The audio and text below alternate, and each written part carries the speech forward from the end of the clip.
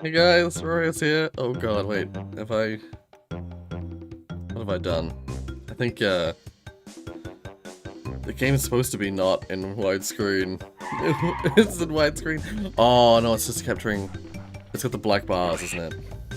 Hey guys, Rorius here. Welcome to Rory Emulates Games, and we chat. I haven't got Discord open yet. Shit.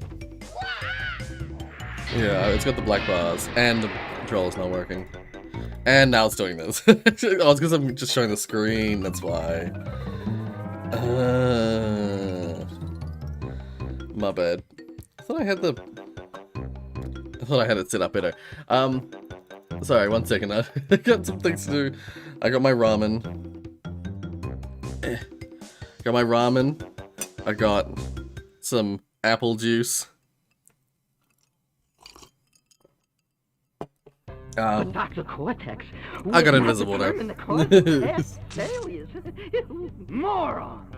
Okay, wait, yeah, let's fix this. My Cortex commandos to world domination. I thought I had fixed that error. Like, previously yeah, when you click on the screen with PlayStation 1 emulator, sometimes it does that. And I thought I had fixed that. Also, no, it's not pirated. It's my copy. I'm gonna fucking go get it. 1 second. Oh god, no controller, bad controller. Don't get hooked on the seat. I'm gonna go get it. 1 second.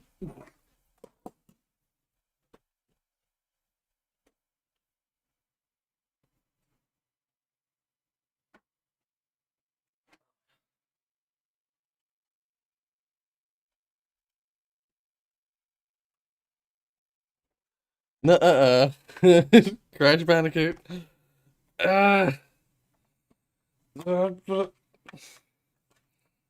With the disc.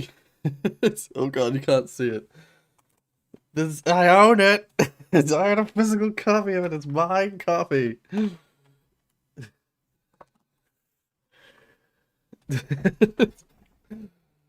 This backed up version of my computer is a copy of my own disc, not distributed to anyone.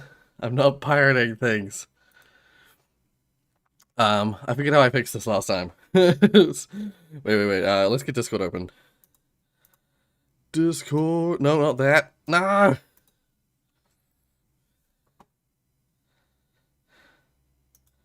Fuck off. Fuck off, Display Fusion.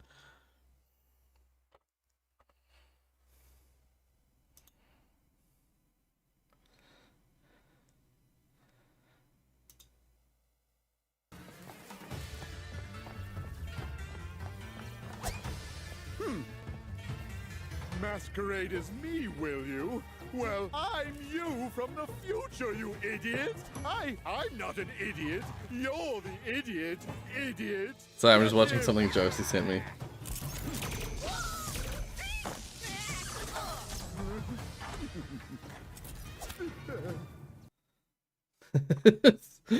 Where did that come from? That looked like it's an official cutscene.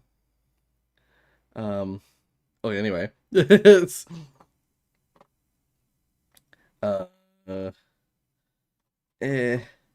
Private in-game chat. Yeah. Ooh, am I here? Yeah, I can hear you. Hello. Hey. Hi here. How dare. How dare the Also, I hear. hello. Can I just quickly point out that one of your coins in your tip jar on screen, the rainbow one, is Yeah. actually rotating? Whoa, what the? What the heck? yeah, it's rotating. I think the physics are like are odd in just the right way to rotate. Weird, because they're not animated images. Those are flat like images. I was Oh, gonna say, crap. are the rest of them also rotating and we just have not noticed this whole time? Also, is chat supposed to be doing that? Chat's supposed to be. 1 second, I was halfway through doing that. Every new stream, I have to redo chat. Fix chat to be, oh my god, like that. There we go. Are we? Yes, yes, we're Awesome. there. There we go. We're alive. Yeah. And then jump over to here. Okay. All right. And now I'm gonna just. I did all the prep last night. Well, I didn't. I thought I had done all the prep last night. I forgot about Discord. I often forget about Discord. Okay, I'm gonna have to restart PlayStation emulator. Let's just run it again. This is my folder of games. I mean, people should know my games list if they've watched that episode that I did where I just showed off my games. But there was a lot of them, so I can understand people forgetting. But I'm not just gonna, well, unless people really, really want me to. I'm not planning to just play. We got that one frame. I'm not planning to just play Crash Bandicoot. Just whatever I feel like playing, and whatever people want me to play. I should post a screenshot of my games list on the Discord. You could. Yeah, I'll have to quickly get it open and take a little screenshot. Oh, skip this. Also, your name on Discord is still set to you. Oh no, it is. Oh wait, I don't trust the game to not glitch out, and I'm just gonna start it up properly. Yeah, I cannot change your nickname. I wonder why, but I cannot. Yeah. Oh my god. So last time I was oh, I skipped the intro. Nah. Oh wait, I can go back to the map and show the like 3-second intro to the game. Oh, yeah, Rory. As I told you on Twitter, I have a lot of questions. So Yes. whenever we wanna start with those, I have some that are like just more like, let's say, targeted on well, targeted. They're more about like personal things, and then I have some topics that are like, you know, like like what is happening online and in the world and stuff. Right, yeah. So when we want to start those, I have some prepared. So. Ah, yeah, nice. Alright, yeah. We'll. We have ramen as a sponsor. I have ramen. I always. These days, I've kind of like always got ramen on the table, or I've got like some kind of easy to prepare food. So I almost never miss the ramen Sunday or Saturday thing, because I always like have something on my table. I was gonna say, I'm just gonna quickly check. Last time when I was testing it, when I was playing the actual game, and I clicked out, clicked back. Oh, it broke. Fuck. No. It does this. I don't know why. It stopped doing it when I tested the game. When I tested the PlayStation emulator the other night, it stopped doing this. But I'm gonna quickly. It's all good. We'll figure this out. While you're fixing everything, I just quickly from RNG was trying to tell you that that he's sorry he's not around, but he's trying to. Oh yeah, I did see that. Yeah, yeah, that's all good, RNG. That's okay. I totally get it. Turn off streamer mode briefly, so I can change my nickname. Or no? Never. The heck? There it is. I guess. Okay, Rorius. So changes. There we go. Yeah. Yeah, now I'm no longer Christmas themed. Okay, Merry Christmas. Merry Christmas. And I have to put... Where is it again? Oh. I do generally prefer to have streamer mode active. Where is that setting? That's a good question. It normally takes me straight to it when because it's like streamer mode enabled. So I'm like disable. I just click the streamer mode enable button and it takes you straight to it to disable it. But I like finding it initially. I have no freaking idea. What the accessibility? Also, when you get a chance, you might want to lower the game volume just a tad bit. Ah, okay, yeah. I'll just I'll do it. Yeah, I'll actually. It's this. No wait, how does it go again? It's volume mixer. That's right. Reduce that. Yeah, don't worry, I never get the buttons correct. Oh, there it I is. hate Windows' new thing. What do they do? Windows' new thing. You know, the Windows 10 volume mixer. It just... Oh yeah, never get it no. right. No, I don't like it either. It's yeah. And what's annoying, by the way, but like seemingly what happens when that weird glitch happens when I click on the screen or click away from the screen, there's like a button to just like continue the game, which like full screens it, but my controller isn't automatically detected by it. You have to click the screen for it to be detected by it, and then it goes back to being fucking tiny again. So it's just fully broken. I have to close PlayStation Emulator and reopen it. I somehow fixed this the other day. What did I do? What did I do to fix it? I feel like I went into video settings and then just like didn't change anything, hit OK.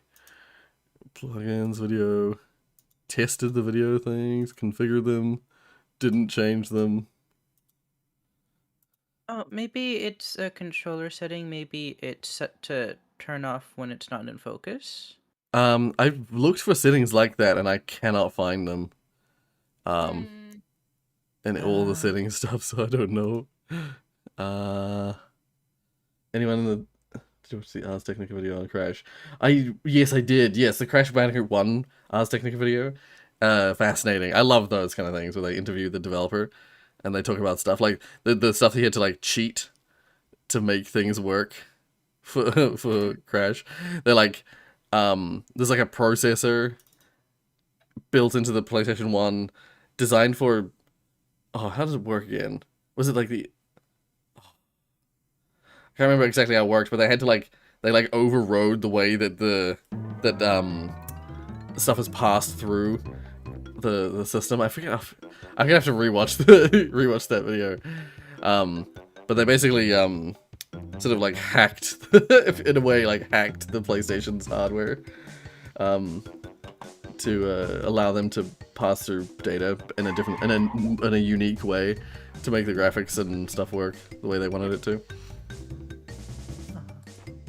Basically, yeah, they wanted to be able to pass through vertex transformation math processor thing. Yeah, that's right. Yeah. It's basically the way they wanted to pass information through for the like loading and deloading of information of like the stuff as you go into the level. Yeah, they had to like override a bunch of shit, a bunch of hardware shit. Like, yeah. Because like this is one of those. This is the only way this game like exists on PlayStation, is because it's as you're running along. Like as soon as if something's out of view, it like deloads it from the RAM and everything. It's very limited space for polygons, for triangles to render, so they have to constantly fight for like the space that you have available, loading and deloading stuff. Which, I mean, in modern games, that's, like, normal. That's very common, but, I suppose at the time, I mean, the scale is so different now, these days. Loading and deloading, you load, like, huge sections of game. This, it's, like, constant stream of, like, loading and deloading as you see and, as you can and cannot see things.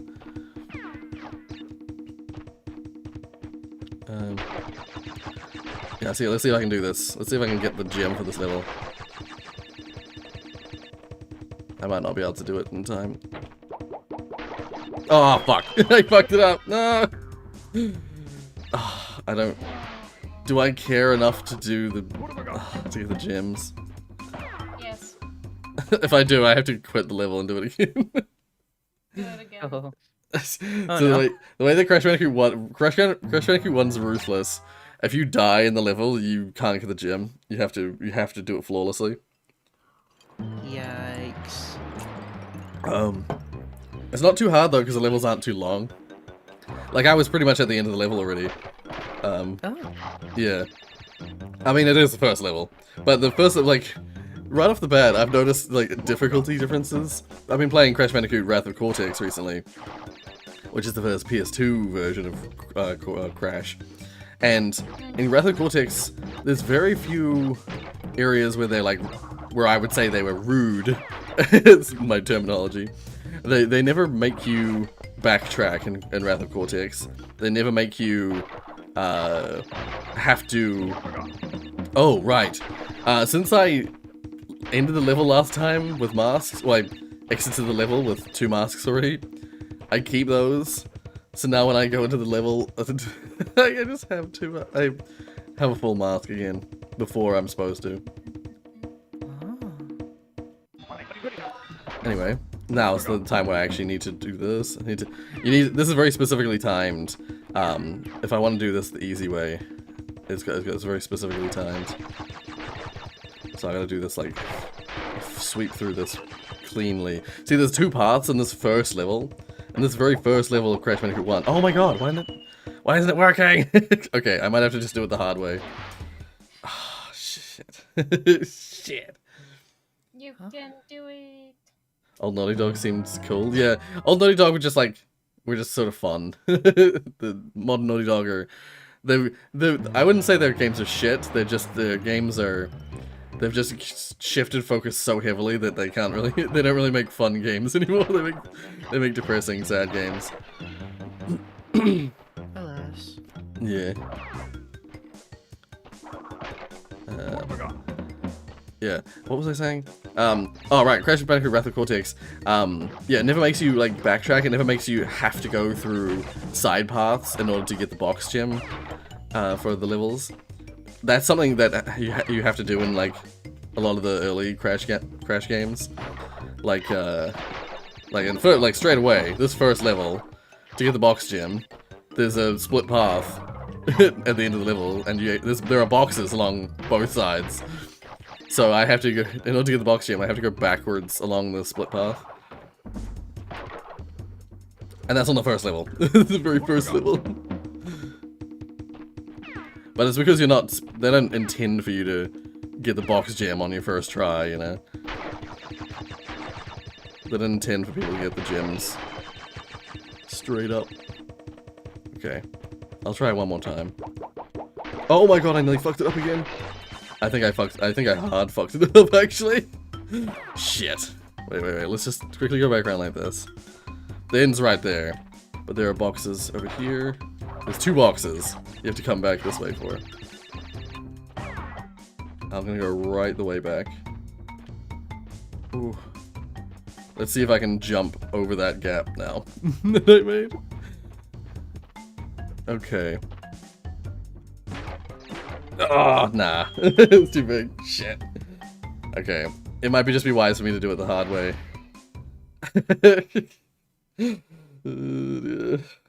I can't believe I'm failing so hard on the first level. I feel like a lot of us wouldn't do much better than you. At least I wouldn't. I never played any of the Crash Bandicoot. Right. So, I definitely think that Crash Bandicoot 1 was the hardest of all the Crash Bandicoots. Just because, well, firstly because of the way that box gems work, but also just the way that platforming works, the way that movement works in these games, is just a lot harder than the later games. Like you don't have a slide jump for like larger jumps. You don't have in Crash Bandicoot 2, when you let go of movement, you like stop dead in the air, which is really good for like landing on boxes. Like if you're doing careful jumps and you're like jumping from one box to another, having you stop dead as soon as you let go of the movement means you can really place yourself in the air. But it's weird at first. When you first come across it, it's like super strange feeling because it doesn't feel natural. But oh, I missed a box. Okay, that's probably for the best. Let's just go this way. Get these 2 boxes, and then do the other path the sort of more proper way you're supposed to do it. The way I'm doing it is like the cheesy, rapid way. This is the way you're supposed to do it. So you get this. I'm gonna use the D-pad.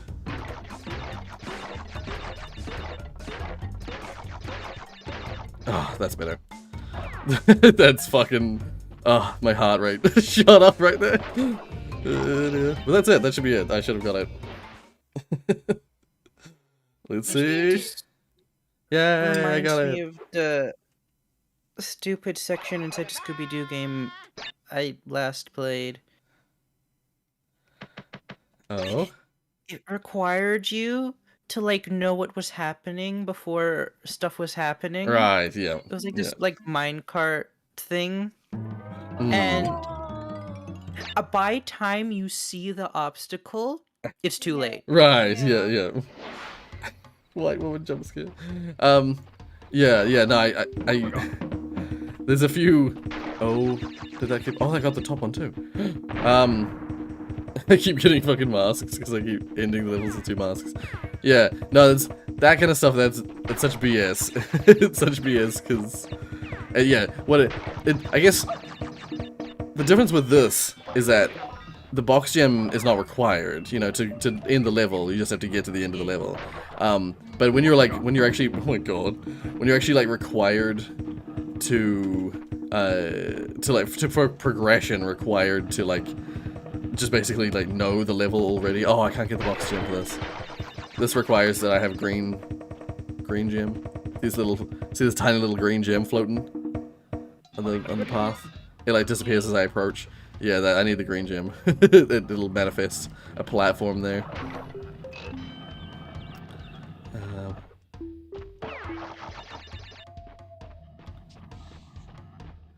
Yeah. So when game requires you to know the path ahead, it just sucks.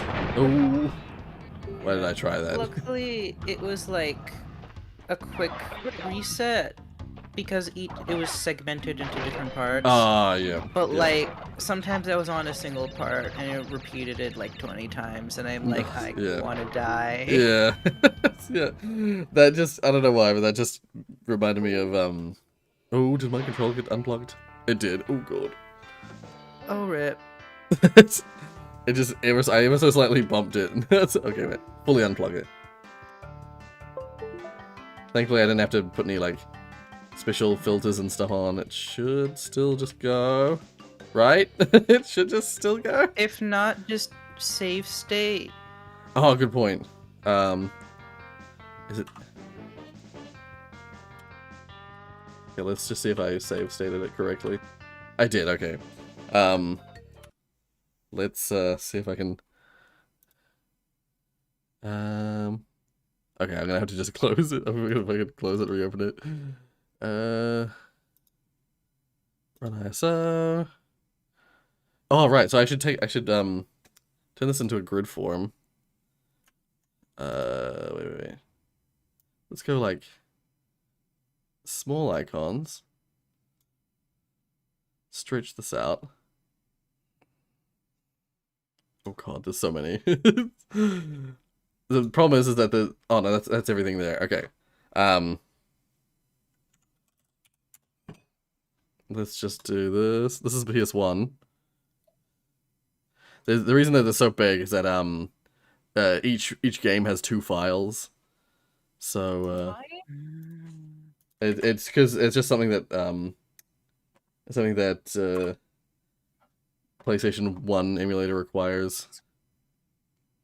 It has a bin file, which is the main file, and then a Q file, which is like a special audio file that apparently all the discs have. PS2 is different. It doesn't have the same setup, but there are still some games which require 2.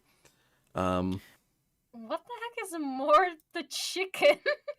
It's a really silly game. I've never actually played it. It was when I was collecting games from Trade Me. It was just a game that I saw and I was like, this looks ridiculous. I have to have it.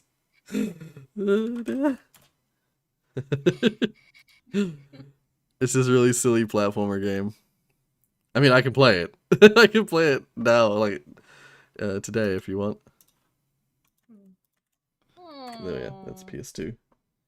So those are the games. Those are the games I have. Okay. That's a lot of games. Yeah. Right. Look at It's all those about chickens. look at all those chickens.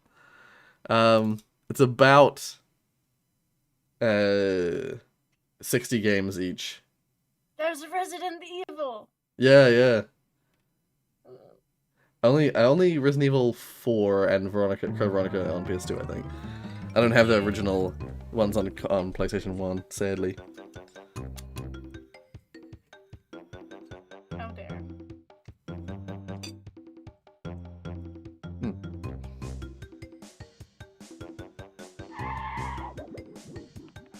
There's so many. No, I did a secret warp room and oh no, I didn't even. No. I remember now. I was about to say, I didn't even see it. That's a lie, cause oh right, yeah, save state. Forgot about save states.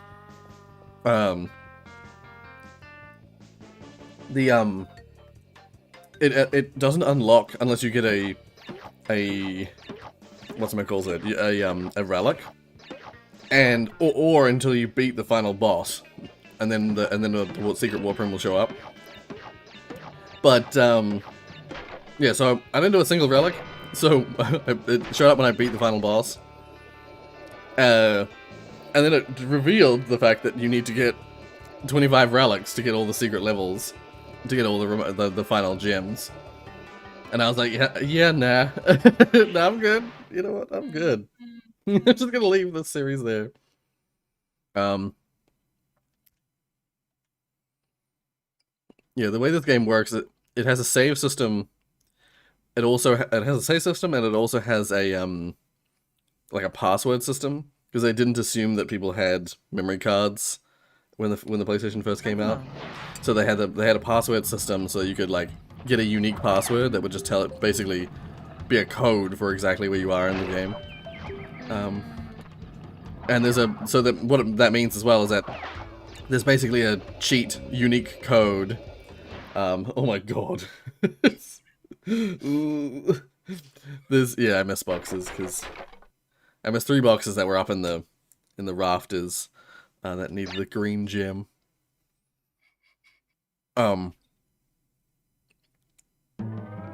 What was I saying? Fuck, I can't remember what I was saying. Something about the save system? Right, so yeah, that means that there's basically a code you can input, basically a cheat, that unlocks the entire game, with all the stuff unlocked. So, yeah. Oh. See, once you let go of a direction, you can change your direction midair, but if you just like let go of a direction, you maintain your momentum. So it's a little tricky sometimes to get to land jumps just right, because like you'll think that you're like lined up, but your momentum pushes you a little further than you expected, and you fly over the you don't have enough time to react, you like fly over the platform that you're intending to jump. So yeah. But actually something that I thought was interesting as well is that later, well, especially Wrath of Cortex never used the like a loose life. Actually, a lot of the modern Crash games have refused to use like loose items, just floating, other than the Wumper Fruit. What I mean by that is that a boxless item. Almost every modern Crash game, they want to put them in boxes.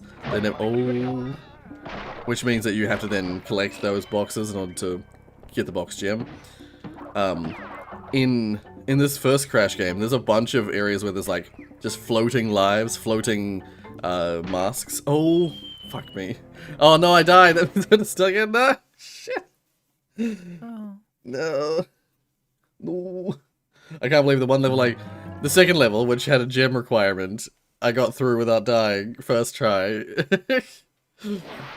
This one might have a gem requirement as well, now that I think about it. I can't even remember. I have a feeling it might be a gem requirement right at the end. So I get all the way through the level and then find out I can't get the box gem anyway. Surprise! It might be worth not worrying in these early levels. Coming back later.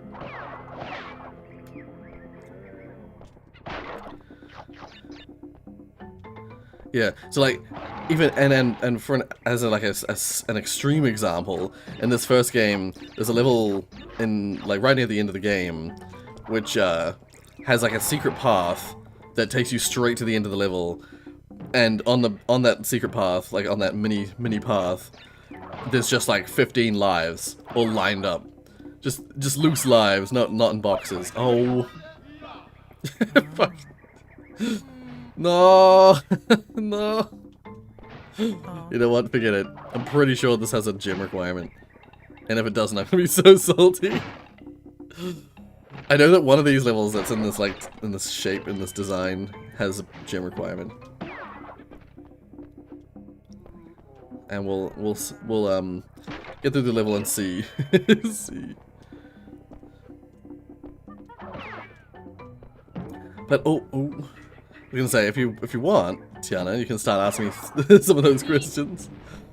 Yes. We've sort of got things working and like So on a roll. suppose the first thing could Yeah. be that some people from the Discord have already noticed that there is yes. a YouTube membership badge. Yes. Why? Okay, Why? so why? So Why are you doing this? the deal was, or the reason, the logic was that I've recently, I don't know if people have known, I know at least one person here has made a comment about it already actually. I changed I've changed the outro. We've got a brand new outro now with that new outro music. Jonas had it, Jonas.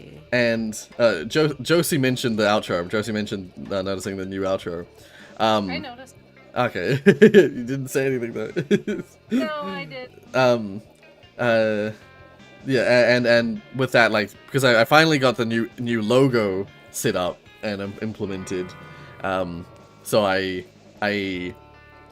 got the new outro. Yeah, added a new logo everywhere with a new outro, and then I updated the logo as many places as I could, and I realized, I was like, I thought, oh, the badges are still the old way, and I've been meaning to for, how do I just, update saved game, there we go. I was like, I need to update the badges, now would be a good time to figure out what to do for the 24-month badge, because I still hadn't put in a 24-month badge, and then it suddenly, I was thinking about other colors that I could put the 24. Yeah, see the gym requirement. This level had a gym requirement. Yellow gyms, just over the ending. I'm glad I didn't bother to get the box gym. Oh, what I didn't die that time. Oh fuck! I can't believe it. But I did. I know I missed a box because I hit that turtle. Tortoise.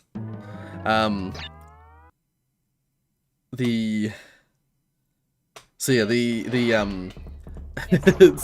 I was looking at colors, and I was like, what color could I make a possible other option? I was like, do I put crazy saturation on the chroma so that you got this like crazy new color version of the logo? But I was like, no, the channel logo is gotta be like the top. It's gotta be like the final badge.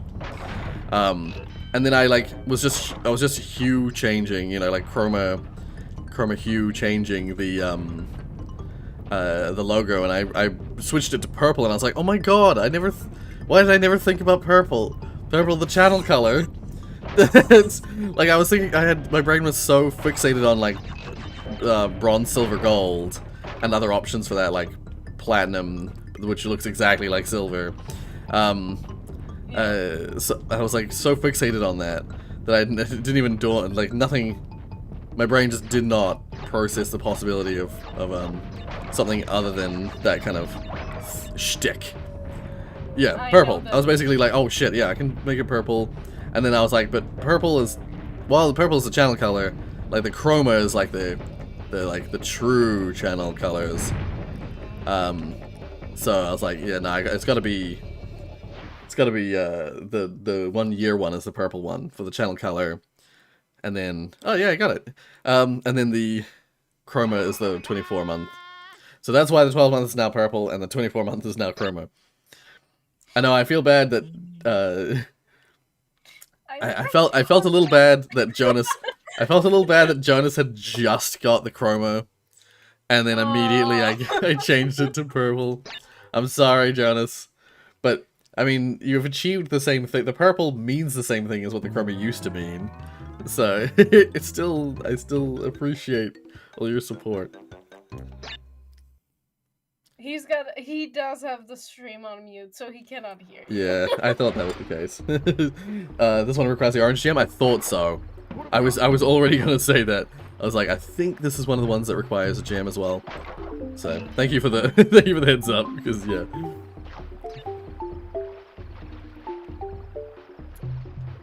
Oh yeah, those are some seriously different prices for the same thing. Yeah, thankfully, don't have to think about it. I just know that already that it's. Oh, that's right. That's why I don't usually bother with the bouncy boxes in this game. In this first Crash game, the bouncy apple box, the Wumpa Fruit boxes, they require that you bounce on them 10 times. One Wumpa Fruit per bounce. In later games, they changed it to being 5 bounces, 2 Wumpa Fruit at a time. And it's so much nicer. 10 bounces is such a long time. Especially if you put multiple bouncy boxes in a row. What have we got? Oh. Couldn't the fruit just be called mango? I mean, it's shorter, it's easier, and it looks like a mango. I mean, come on. It's Wumpa Fruit. It looks like a mango to me. Well, to a lot of people it looks like apples, so people used to always call it an apple. Oh god. But it does look a lot like a mango. And I think it was originally supposed to be a mango. Because they had fruit. They had a bunch of fruit in the early prototypes of Crash 1. But they were all going to have special names. You got the Wumpa Fruit. There's even, in It's About Time, they added the, is it the Bumper Berry? I forget what it's called, but there's a blue... Oh my god, at least it was a checkpoint. Ooh. Okay. Tell me if I'm wrong, Jesse. Oh, no! Fuck! Jesus. I'm being, lazy. I'll grab this. It's good for lives. While you're suffering over there, this is like an odd question, but it's just like to appreciate your new haircut. Is there any story behind your haircut, or just everything went well and fine and there were no worries? Yeah, I mean, there was not really any concerns. There was no real drama, but I will say it's the story of the haircut is that there was a New Year's party. It wasn't actually New Year's yet, but it was a New Year's party that I was going to. It is Bumper Berry. Oh, nice. I remembered correctly. Yeah,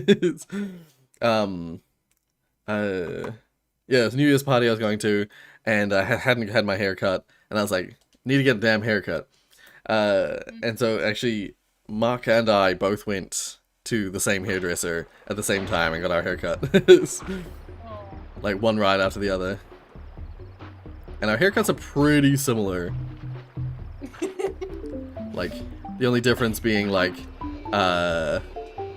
mine has a little more, I mean, my hair is thinner, and so mine has a little more of the, like, a coif at the top. A thing I can sort of, like, push one side, whereas Mark's more sort of, like, more straight cut, across. It's hard to describe, but yeah. But I was gonna make a quick joke about how, well, if you have some very similar hairstyles, if not pretty much the same, you just like wake up and think for a few seconds if what you're seeing is your actual reflection or No, I don't usually make that mistake. Oh. Usually, that means sometimes that happens. I shall make no comment. For or against.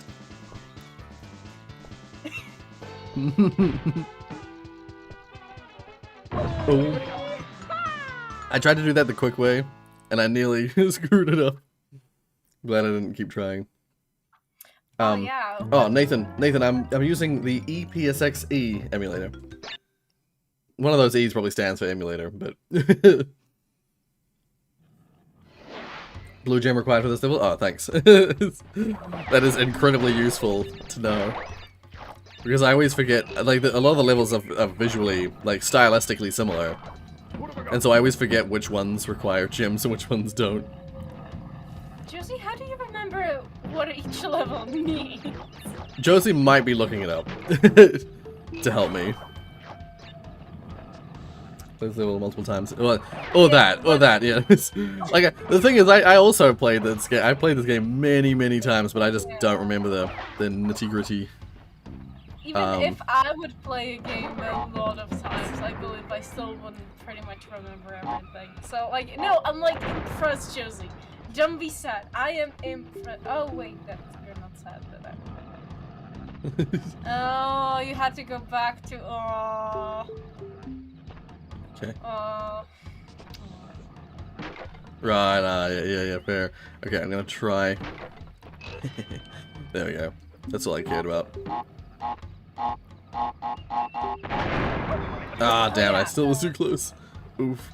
Yep. Something people may not know, your New Year's party. Yeah. What did you actually end up dressing as? Your Oh, original plan did not happen. Yeah. So originally we had that idea of the gay agenda costume. Did not happen. It's what we actually ended up doing. Once Mark knew that once Mark found out that I had a Finn from Adventure Time like hoodie. So not hoodie, sorry, beanie. I have like basically Finn's hat. Oh, I got it, but I don't need it. I'm not getting the gem anyway. Yeah, basically Mark was like, oh, I want to go as Finn, and so I was like, straight away I was like, oh, we could go as Finn and Jake. And initially I wasn't gonna do that. I wasn't actually gonna do that. It was just like a thought. I was gonna go as some other character from another game, from a video game. But then after a while, I was like, you know what? No, this is the first costume party I'm going to with Mark. I want us to be matching. And so yeah, I just basically went around and got as much yellow stuff as I could get, and dressed up like all yellow.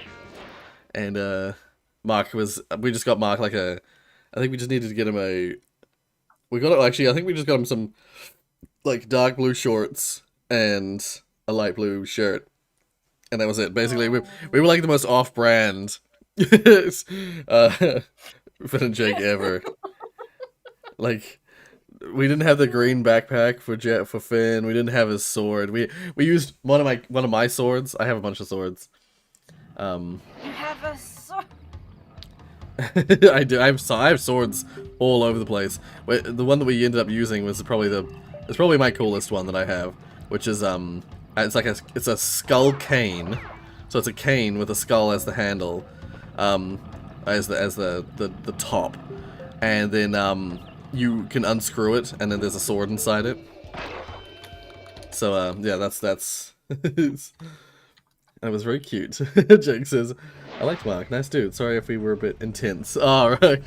No, I think I know Mark had a good time. So it was a good introduction to everyone, I think. Did you say hello? That's my question. I think I forgot. I think I forgot.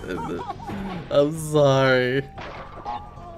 How dare you on your personal activity not mention Tiana. Yes, your online friends, and you do not mention. Yeah, I've had that. Yeah, Jake, I've had that cane for years. I remember bringing it to things back in the day because, like, I remember at least once I brought it to Jordan's place, as like when I was like dressed up as something. I know I brought it to Nicola's 21st when she had like a dress up party, and I dressed up as like I believe I dressed up as a time traveling steampunk guy.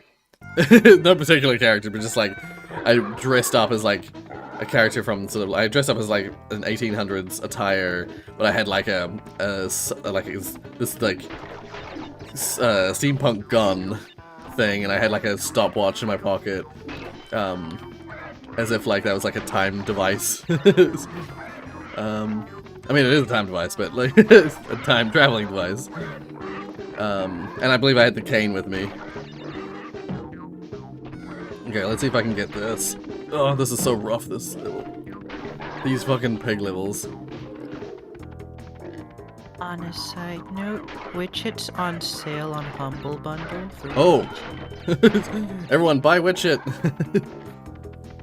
Now's your chance. Can you post a link in the stream on my voice, by the way? Hi. Oh, never. I can't find it. That's too late. Oh, I already had it fuck! open. Last obstacle and I died!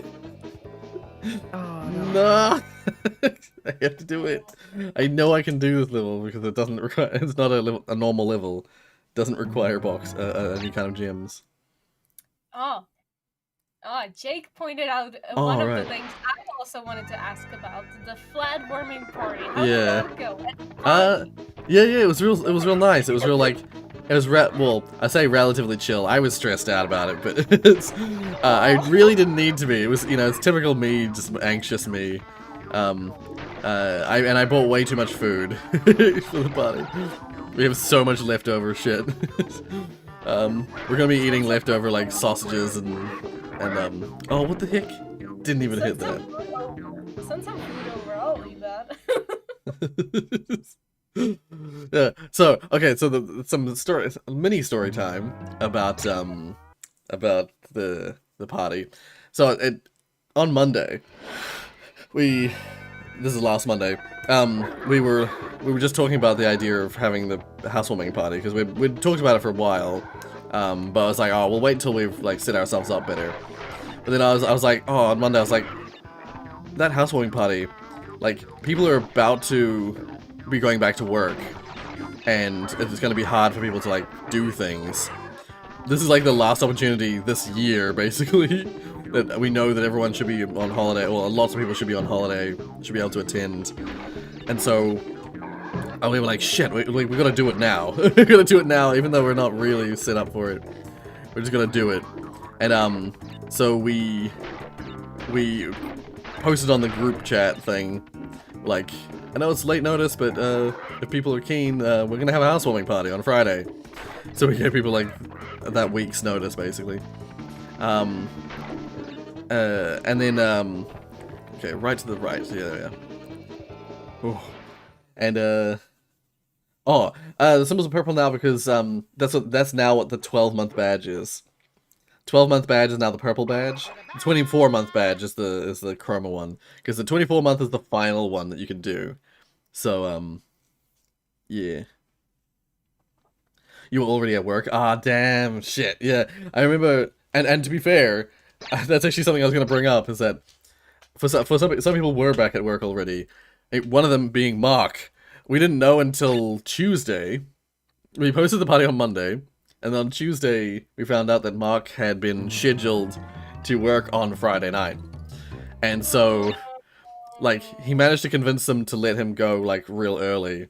Like, managed to do, like a half day sort of thing, instead of the full day. But it still meant that for, like, basically the party started at 7. I made it start pretty late already. But then, Mark basically couldn't finish work at about 7. But he worked pretty far away, so he didn't get to the party until like 8:30 or something, 8:20. So at the start of the party, it was just me. It was just me. But it was all good. It's all my friends anyway, so it's just no big deal. Alright. Oh, this requires a red gem? Damn. Yeah. I was like going for it. I was like, I think this one's okay. No, you're right. I remember the red gem in this level.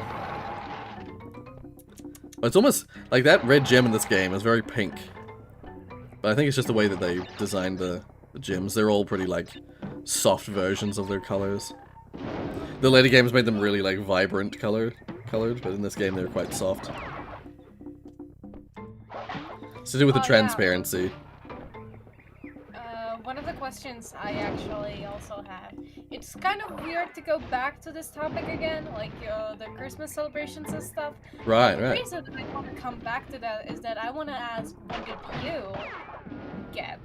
And for example, you gave to others. Yeah, so, You're willing to share that. yeah. Yeah, what I got, like, everyone got me, like, house stuff, because that's, I mean, I needed it, and that's what I wanted anyway. So, my brother got me, like, a set of, like, plates and bowls, which have been so useful. Like, we were struggling with, like, singular utensils that we'd taken from the house.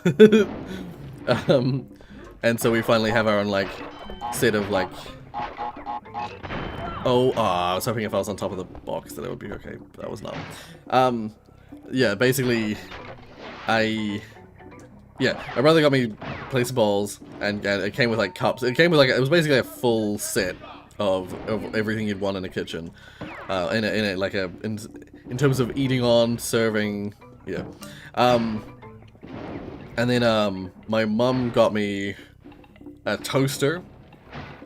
She got me a vacuum cleaner. What else did we get? Was she trying to say something by that? Well, shoot. That's because I'd already said, like, I need a vacuum cleaner so bad. Because the floor was getting pretty dirty. So I was like, I really need a vacuum cleaner. And so, just hearing what I was saying I was needing, people were, like, writing it down, and Christmas present. Like, quick, write it down. Yeah, basically. Yeah. Right there. Yeah. And so yeah, what else did I get? It was all stuff like that. What else did you get for your kitchen? Yeah, what else was there? I mean, sort of, I guess Dad's present was like installing the filter tap in the kitchen. So previously we just had one regular tap, and it just tasted bad. The water that came out of that tap just tasted bad.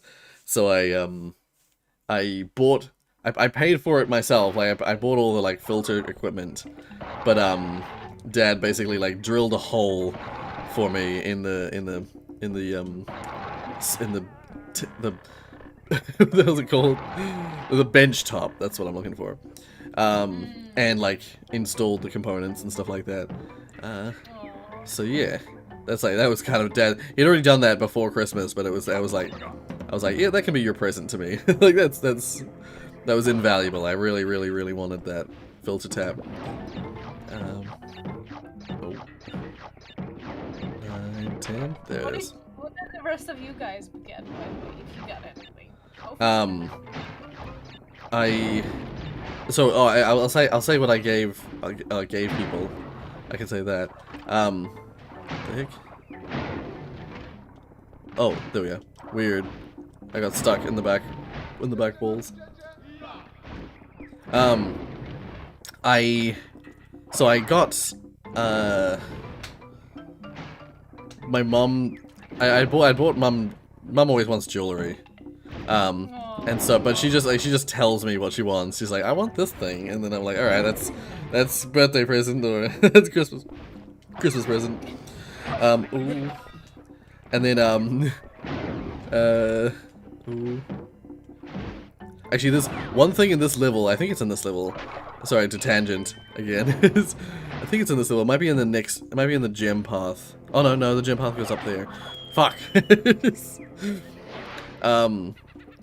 There's a bit here somewhere where it's like if you don't know, there's this like section of the fire that if you approach it a particular way, you're guaranteed to die, which is a little bit frustrating because you don't necessarily know. It's not really clear until you're doing it. We were talking about that Scooby-Doo thing where it's like you kind of need to know what's coming before you do it. Well, here, this little bit of fire, if you're holding if you're holding X as you go through it, you jump too high and it takes too long to get across, and so you're like guaranteed to be hit by the fire in the third thing. But that's only if you're holding X, thankfully. But like you don't necessarily know that it's gonna be from your first jump. You can't like immediately tell that there's gonna be 3 in a row. You've only ever had 2 in a row up to that point, and 2 in a row it's fine. You can make it across with while holding X. But in that last bit, you can't make it if you hold X. So if someone who was used to holding X for like every jump to give you extra clearance, you just get caught out. Alright, let's get up here. Whew. Yeah. So wait, shit. I got Mark so we've been talking about getting pets, and I do really want to still get a pet, but in the meantime, I bought Mark a little like plush husky. Yes, I was no. It's a little plush husky. It's really cute. It's from this. You do not have a picture of it, I'm guessing. No. I could go get it, I suppose. Steal it. It's in the bedroom. Mark's still like sleeping. I could sneak in and. Well, he might not be sleeping because I'm probably being quite loud. So he might just be relaxing. But I could go in and sneak in and steal it in a minute. I'll just get to a checkpoint. I'll get to a checkpoint and I'll do it. I have to Here it share is. this because it's hilarious. Oh. I'm on Humble looking at games, and they ran out of keys for Power Wash Simulator. Oh my god. Wow, that's brilliant. I love how such a mundane, like, chore of a game is like, so popular it runs out of keys. Yeah. Right. I'll go get your husky. I'll be right back. Enjoy the ramen. Take the ramen with you. No? Oh, I need to go already now. Dun dun dun. It's your stream. Chair stream. It always feels weird to see the chair from the side. I kinda... Because Rory always, when he gets up, he always leaves the chair turned to the side, like for us. So of course, like, you can get easily back to the chair. Oh, I love it. So it's Hello! the little husky, and he has a little penguin hoodie that he like you can pull that off, and then his little ears pop out. Hello. Does he have a name? Does it have a name? I don't know. I didn't give it a name because it's Mark's. I don't know if Mark's given it a name or not. But, Mark Jr. It's Mark Jr. Yep. Little penguin hoodie. Very cute. Yeah, you can take the whole hoodie off. It's got like Velcro and everything on here, but yeah, little husky plushie. He's very soft, very cute.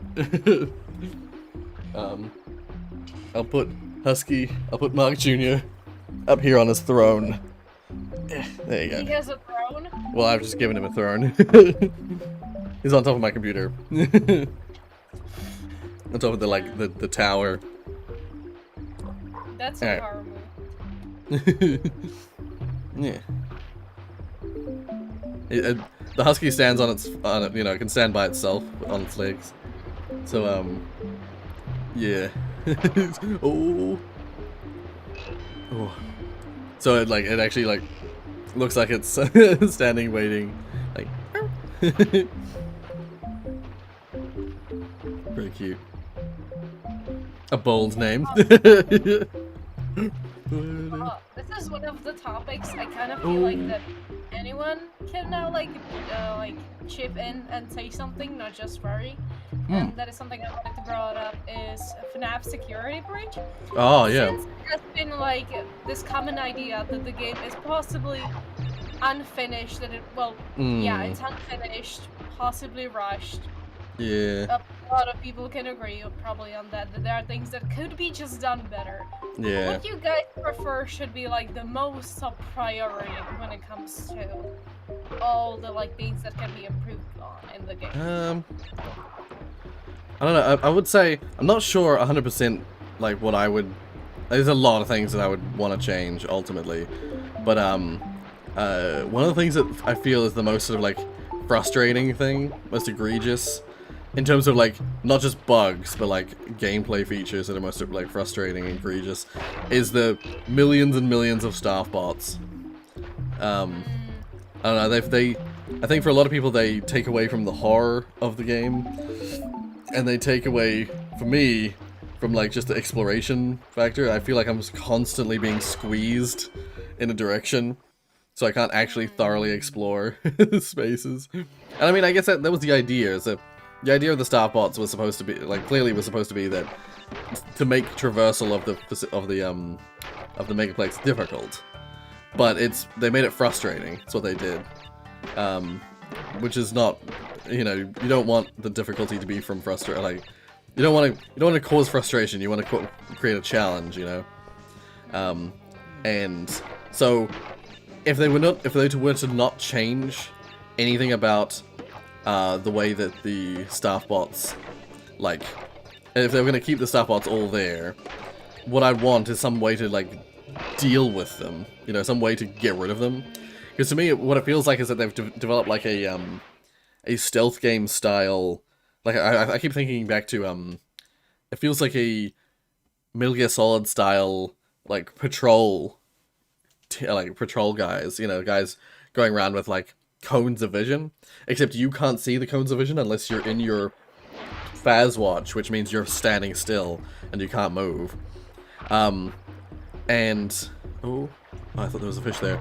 And then like, yeah, like in Metal Gear Solid, you can like take out a guard, and that gets rid of that guard out of, you know, means you don't have to deal with them anymore. It does have consequences usually, because usually other guards will notice a guard missing eventually. Oh shit, did that level not require a gem? What?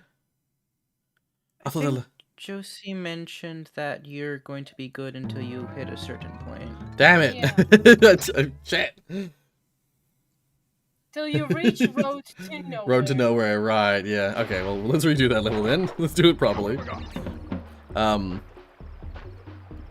bad,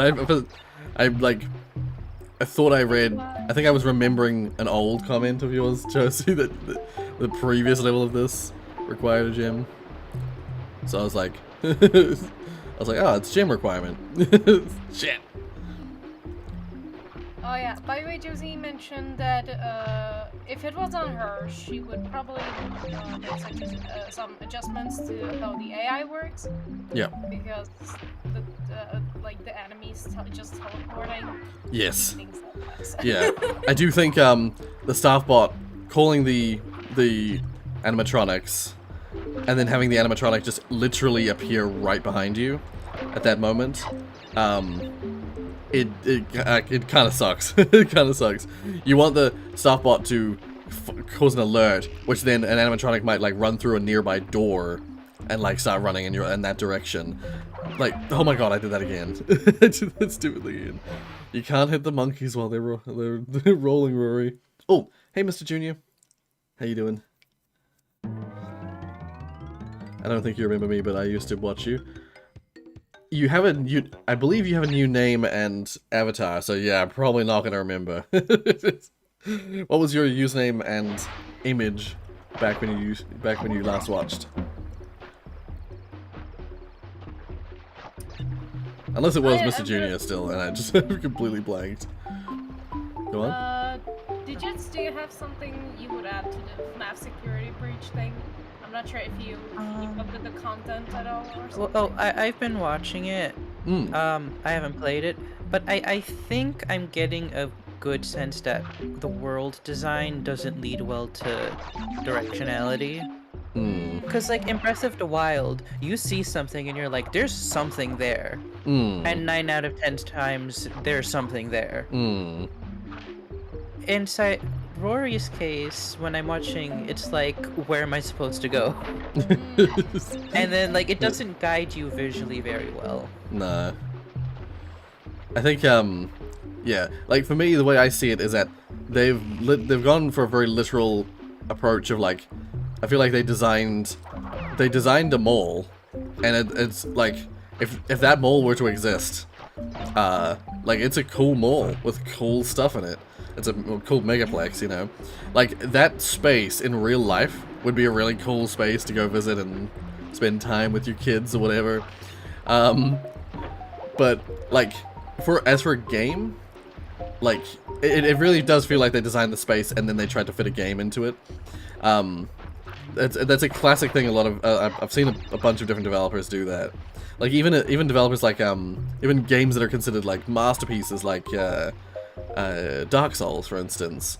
One of the best / worst, or people would consider the best and worst level in the game is the area called Anor Londo.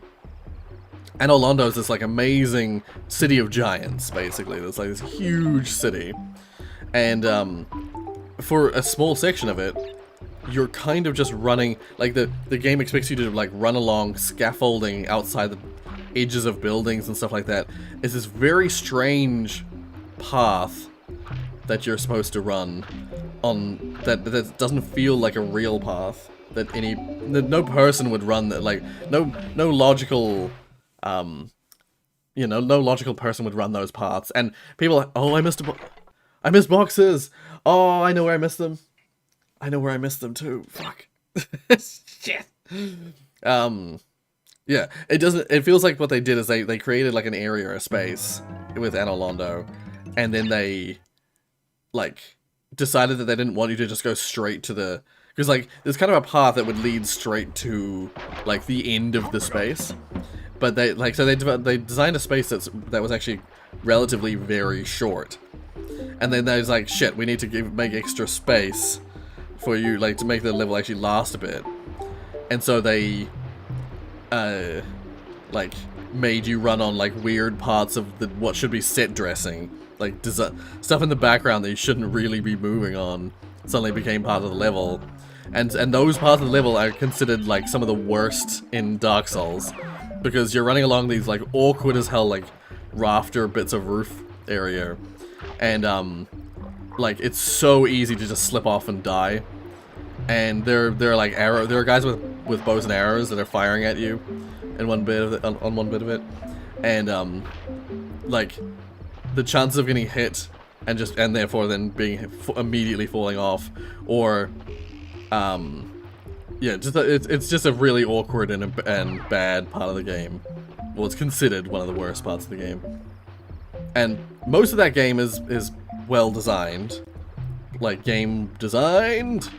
The gameplay's like focused, but then there's just that one bit that feels like it was environment designed and then the gameplay was considered afterwards.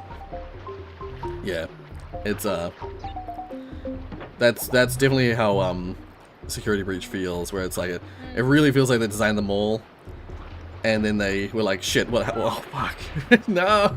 No. Then it oh, Dominic! Oh my god! Yes, I'm aware. I remember. I do remember that. Yeah, welcome back. I hope you're enjoying the stream. Josie pointed out that she would also fix the blind Roxy. Right. Yes. Blind Roxy is not blind. Blind Roxy can just straight up see you. It's very strange. But I do like Blind Roxy, how aggressive she is, because like it makes sense. She fucking lost her. Poor Roxy, losing her eyes. That's a scary. Like I hate that. Actually, that's kind of nightmarish to me. I love how Gregory's like, we should get you these parts, and then Freddy's just like, no. No, no, those are my friends. And then Gregory has to like lie to Freddy about it, like, where did you get these hands? They're just like Monty's. He's like, yeah, just like Monty's. Just avoiding the truth. Oh my god. I almost fell straight for that again. I myself am watching specifically MadPat playing FNAF. Right. I'm also trying to catch up on your videos as well. And it's interesting, like, compared the two of you. Yeah. I think back like a few days ago, I had like one of the differences stuck in my head, and now I forgot what exactly you guys did different. Right. But in any case, yeah, it's like fun watching YouTube play the game and still do it in different ways. Right, yeah, And yeah. where I was going with this thought, I don't even remember. Jesus Christ. Where was I going with this? Who to know that was there? Yeah, it's not even visual at all. Unlike in later games where you have like, you can always see the outlines of boxes, those outlines do not appear until you hit that exclamation mark box. That's one of the rudest freaking box placements in the entire Crash series. Yeah. Oh yeah, MadPad also had a hard time with blind Roxy. Like after the section you take her eyes. Yeah. Yeah, he also had a hard time as well. Right, yeah. Oh, you're not the only one. Yeah. It just took me a bit. And I'm like, yeah. Yeah? Oh, what were no, you I was say? gonna say she lunged straight at you, and I'm just like, Yeah. Yeah. I was see. Well, I immediately was like, okay, no eyes. I was like, okay, time to shift my direction from being like running around like a madman to being like stealth mode. I was like, okay, it's time for stealth mode. Be as quiet as possible. So I like crouched in the original position and just waited, and Roxy just like came right back to me, turned, and then leapt at me, and I was like, okay, I guess that's not what we're supposed to do. It just sucked that when you're actually crouching, she still can hear you. Yeah, but she can hear you even when you're standing still. Because like I hopped out of a bin. Maybe she can hear you hopping out of the bin. But I hopped out of the bin when she was like facing the other way, and then when she turned around almost immediately, and then just started running straight at me. So I was like, okay, it's not a matter of you know, like being stealthy. It's a matter of oh, is that? Oh, I didn't time that right. Oh, I did time it right. Yay. Yeah. feels like the game's like AI is more simplistic than it wants you to believe it is. Right. Yes.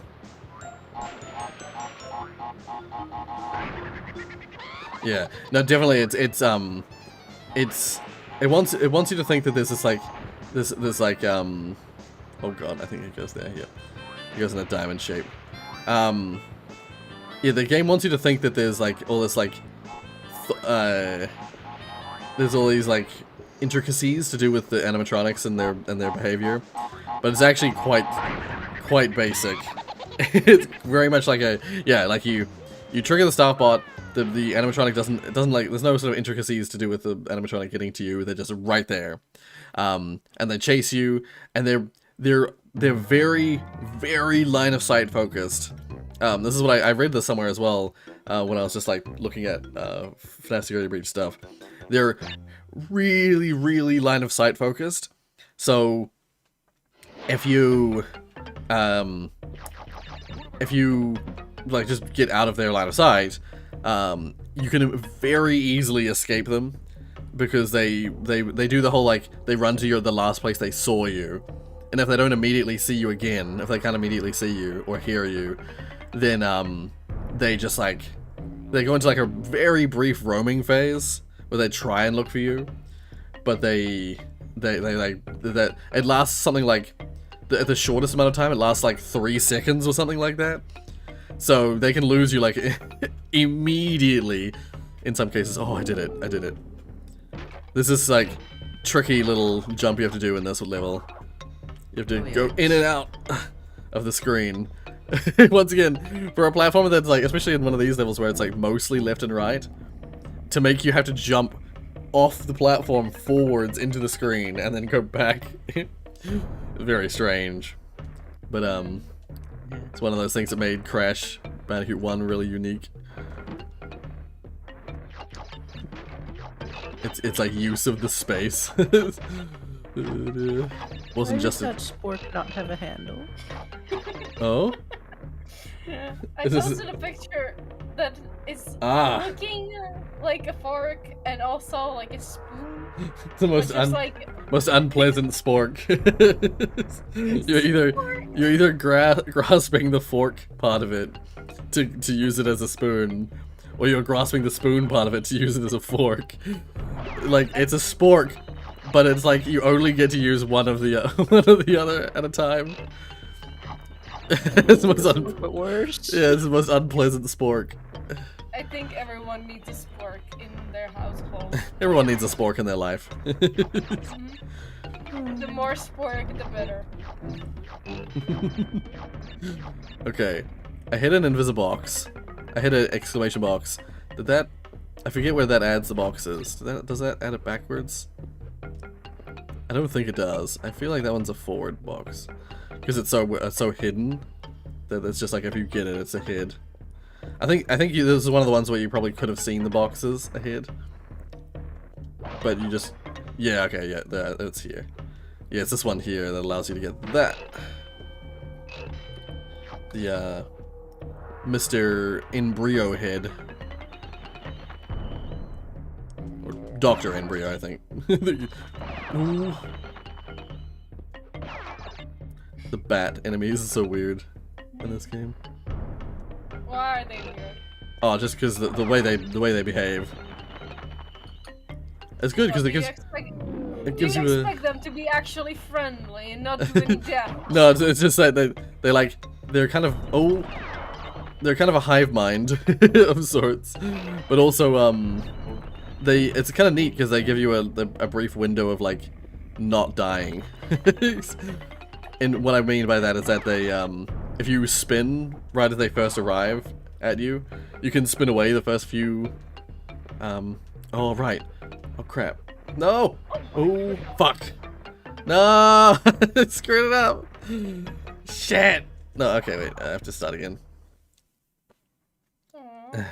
Yeah, same, Jake. I love this game. Even though it can be really frustrating. I love it still. I was gonna ask how people really like frustrating games. Why? Especially with yeah. Crash Bandicoot, it seems like such a game everyone can have a difficult time with. Yeah. How do you guys like it? What's the thing you like about What's the that draw? game? What makes you come back to I think, well, frustration is, like, I mentioned not wanting to, in game development, you don't want to frustrate the player, but to some degree, frustration is like an element that can be used in an enjoyable, in a way that you enjoy. It's just got to have the right kind of frustration. And it's hard to describe what the right kind of frustration is. Like, I think one where the player feels smart. Yeah. Like they did it. Yeah, but I also feel like the right kind of frustration is the kind of frustration where it's like you feel like you are the one who failed as well. I feel like it needs to be like both of those things. It needs to, like, if the game is going to be difficult and like quote unquote frustrating, the frustration needs to come from you feeling like you failed to do the thing that you're tasked to do, not that you. Family. Hey, Damien, thank you for renewing membership. Yeah, there it is. Yeah, you need to feel like you were the ones who failed that task, not that something the game did, like, was unfair.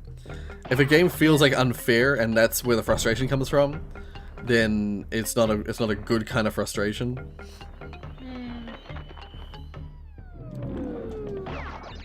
And then there are the games such as hold on, what's that one game where you have a hammer and you're trying to get getting over it with Benefati, yeah. Yes.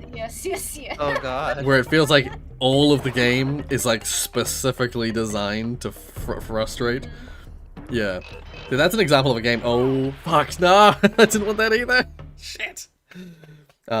We've been to do that for a while. Oh, it's all good, Damien. Thank you for renewing your membership. Release the crabs. Hiding me? Hello, welcome. Yeah.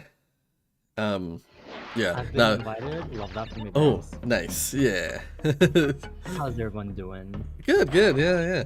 Just Are you enjoying your new year? Or...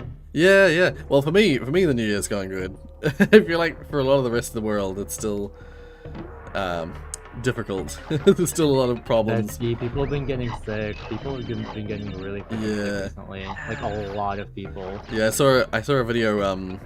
I watched a channel. Maddie will know them. Well, I think the channel that this video was specifically on was 2 Clicks Philip, but Clicks Philip generally. He did a video on. He does videos on like coronavirus stuff to do with the UK because he's British. And his video was, well, I wouldn't say alarming, but more so that it's just like you'd think that the coronavirus stuff couldn't get worse in some countries like the UK, but it is worse than it's ever been right now. Like in terms of cases, in terms of like infections and stuff like that. You know what yeah. I want to say to that? It's like, I remember hearing a story earlier from one of the people that I recently met, who they were apparently going to some like corporate party at their job, right? Yep. And one of the people that was going there, one of their family members was sick and they were, I think, hospitalized. Right, yeah. They were sick with corona, right? Yep. And basically nobody was wearing masks and he was the only one wearing a mask. Yep. And then guess what? The next week they go like to work, literally everybody's coughing, sneezing, and there's still nobody's wearing masks, and it's like, yep. It's been 2 years, maybe more than that. Like, what did we learn from this? What did we learn in the past 2 years? Nothing. Yeah, a lot of people learned freaking nothing. Like, what is this bullshit? I don't get it. Yeah. That's And the like, thing. the funniest thing is, I remember watching this one video of Naomi Campbell before the whole coronavirus is big. She was scared. She was wearing a hazmat suit to a flight, and I was like, curious. Right, yeah. That is something. If I had a hazmat suit, I would wear. I would wear it some places. Like any sort of like large gathering thing that I go to, I'd wear a freaking hazmat suit to it. Oh my god, please, love that. Yeah. Because firstly, I just like the aesthetic. I was gonna say, are you actually doing it for COVID or the aesthetic? Both. Both. That's funny. I love that. Yeah. But yeah, no, for actual, but just straight up the protection of a freaking hazmat suit, I'd totally do that. And you know, you look like a freak, but you love it. Exactly. Okay, now I have to do this like crazy bonus. These bonuses that are the embryo bonuses are like the most crazy hardest ones to do. Okay, I've already failed it. Shit. One of the topics, actually, if it's okay to come to another topic. Oh, sure, yeah. So, it's probably something not many of you will remember, but I'm just gonna quickly say YouTube Rewind 2021. Not sure if any of you have watched it actually, but there is one. Wait, is there a YouTube to Rewind 2021? There is from YouTube officially, yes. Oh fuck. But don't worry, you're not missing on much. I think I've seen it. I forgot about it, honestly. Was it that weird like countdown thing where it was like super bland? I think so. It was super bland, and it was like, super simple. Like for example, there were some like the 2019 highlights. There were some highlights of like at one point, for example, they did this like fact thing, like, did you know that this guy in this music video was wearing 2 rings on one of his hands for some reason? Okay. Okay. But I don't know if we care about that. But the rewind started really nicely. It started with the if you ever like come across the like lo-fi stream on YouTube with the lo-fi girl. If you have ever watched, then it started with a small cute animation with her, which was really nice. Yeah. That was really cool. I like that. Yeah. But yeah, I mean, it's well, I once again believe they could have done better, but I guess at least it's something this year. They did not. They did not like say Yeah. like, no, we're not gonna do it. But my main question is, if you were somehow capable of like contributing or making some kind of Revive 2021, what in your opinion should be in it? Oh. Like for the entire YouTube, not like on you. Of Yeah. course. It's just me, Rorius. YouTube releases an official rewind and it's just me. I mean, you would get Oh. probably a lot of people come to the channel. Yeah, yeah, that would. That would help. And also others, what do you think should be in the 2021? What happened in 2021? Yeah, what actually happened? What notable happened in 2021? I don't remember. Just Power Wash Simulator? That's it. That's the whole rewind. Not The whole Disney, rewind, it's just so- not the power wash. they just power wash a giant 2021 or 2021 into like into the side of like a building or into the side of like into somewhere, I don't know. It's just a power wash video. It's really satisfying power wash video. A 7-minute clip of Rory eating mayonnaise. Oh my god. Like, I love mayonnaise, but like straight mayonnaise. It's like 7 minutes. Deli of meat. What do you want? A gay mayonnaise? No, I just mayonnaise. I just want something to put the mayonnaise with, you know. Like mayonnaise on a sandwich, mayonnaise on meat, on cheese. I don't know.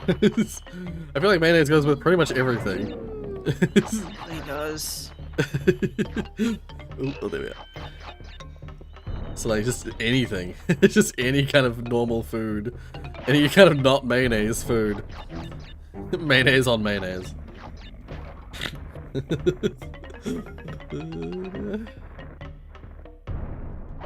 Take mayonnaise, soy sauce, mix it in rice, microwave it. It actually makes a nice coating. Ooh, yeah. Oh, actually, the other day Mark and I bought, oh, what the hell's it called? I can never remember what it's actually called. The Japanese mayonnaise. Kewpie mayo? Yeah, Kewpie. Yeah, that's it. Yeah, we bought some Kewpie. And it's just really good. It's just really good mayonnaise. You have to make an egg, what's it called? Egg salad? Is that what it's called? Egg salad? I suppose. Yeah, like the egg sandwich. Like, Right, you yeah, get yeah. the bread. It's just like, it's Egg basically mayo. it's just like egg, mayo, salt and pepper, basically. Oh god. Yeah, you They like don't mash put up. salt. You just They put in okay. a little sugar actually. Oh, okay. I've never done that. Like when I make an egg sandwich, yeah, you like mash up a hard-boiled egg, or like it needs to be somewhat hard-boiled, because if it's too Yeah. soft, it doesn't really work. But yeah, okay. Yeah, you hard-boil some eggs, mash them up, add mayo. I usually add a little bit of salt and pepper. Oh shit. And then yeah, and then you just spread it on a sandwich. It's good. Maybe we should do a mini cooking with Rorius video. Egg sandwich. Oh yeah, so there was this one YouTube Rewind video that I watched. Yep. When I was actually like probably like 2 weeks ago looking up if there are any rewinds at all, and people Yeah. have done their rewinds. Oh, okay. Surprisingly, Yeah. not anything. I believe that there is nothing like from Mr. Beast and like the other meme kind people on YouTube. I don't think there is. Right. This particular one that I watched, for example, included Puppy Playtime. Yep. Then, for example, Digits will know this. Do you know the Ina animation thing? Ah. It included that. It's like there's this one really cool animator on YouTube, and they're creating like really cool universes and stuff like that. I'm really making a game right now. I'm excited for it. Ooh.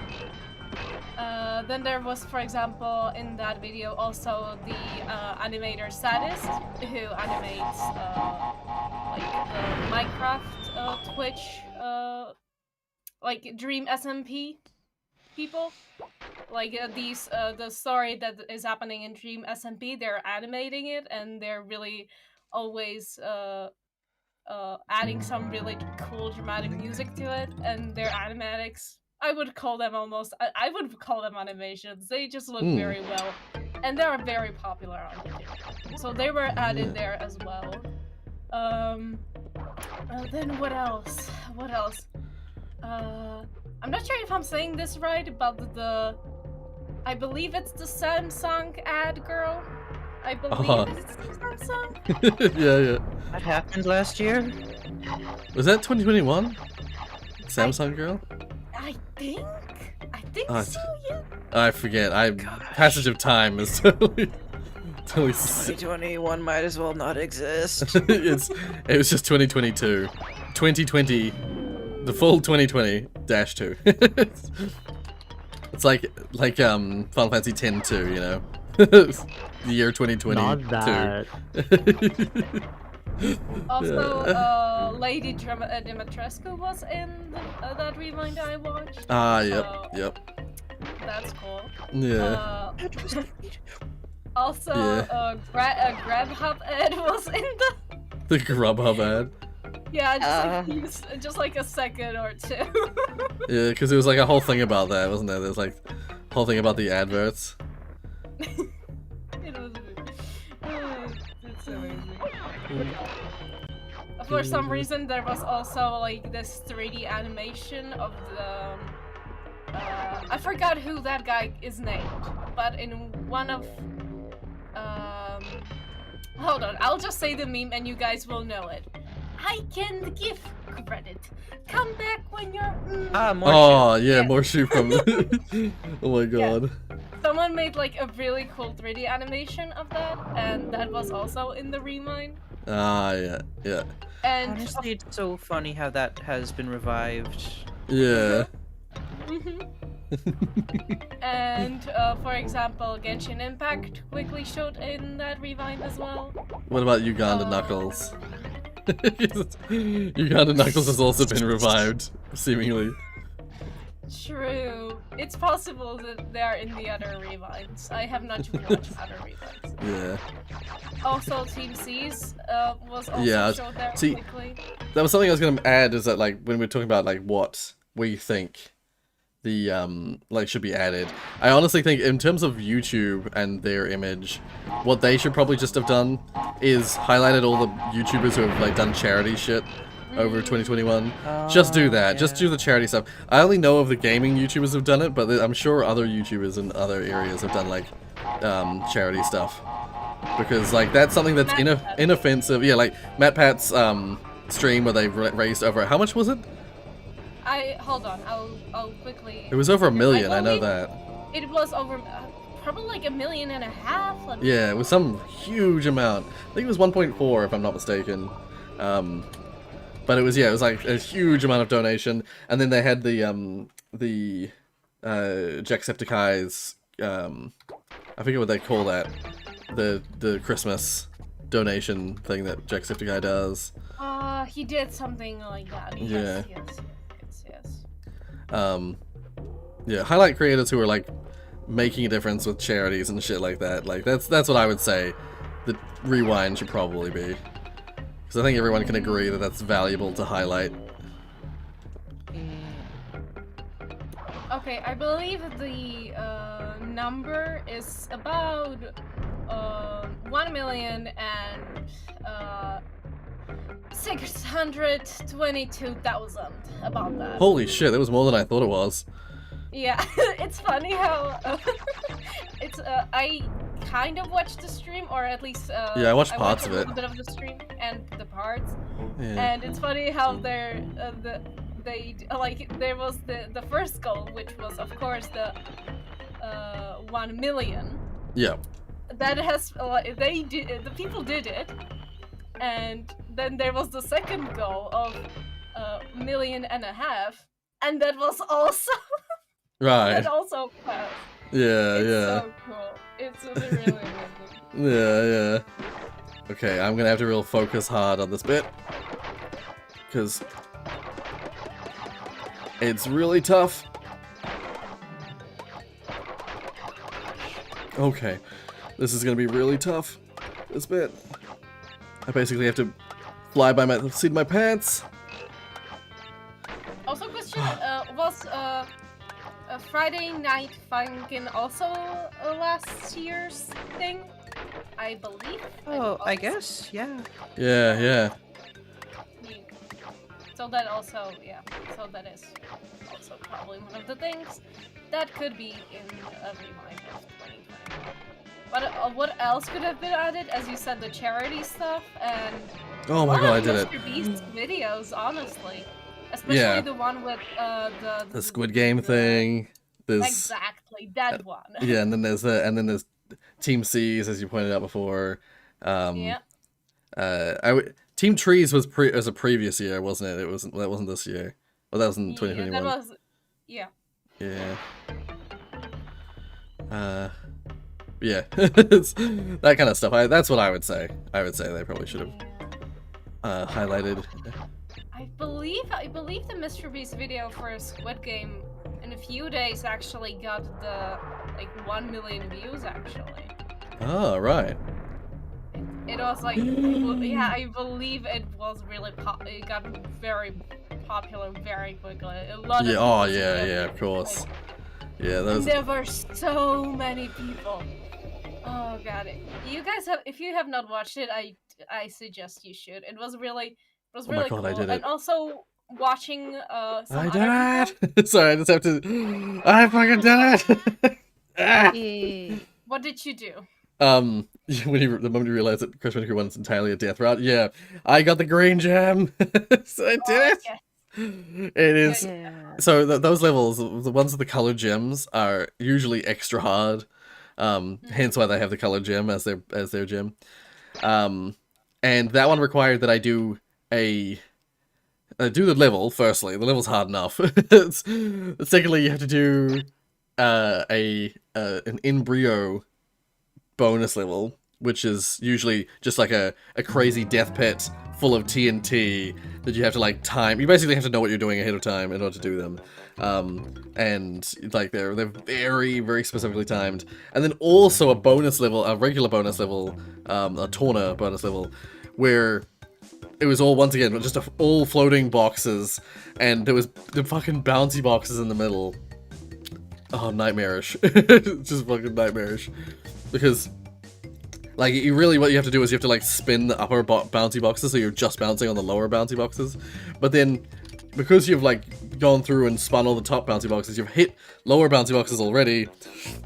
If you don't bounce on a bouncy box for a certain amount of time, I love that picture, by the way. That's a GIF. I can't see the GIF because it'll break the game. Oh. I'm gonna friggin' F1.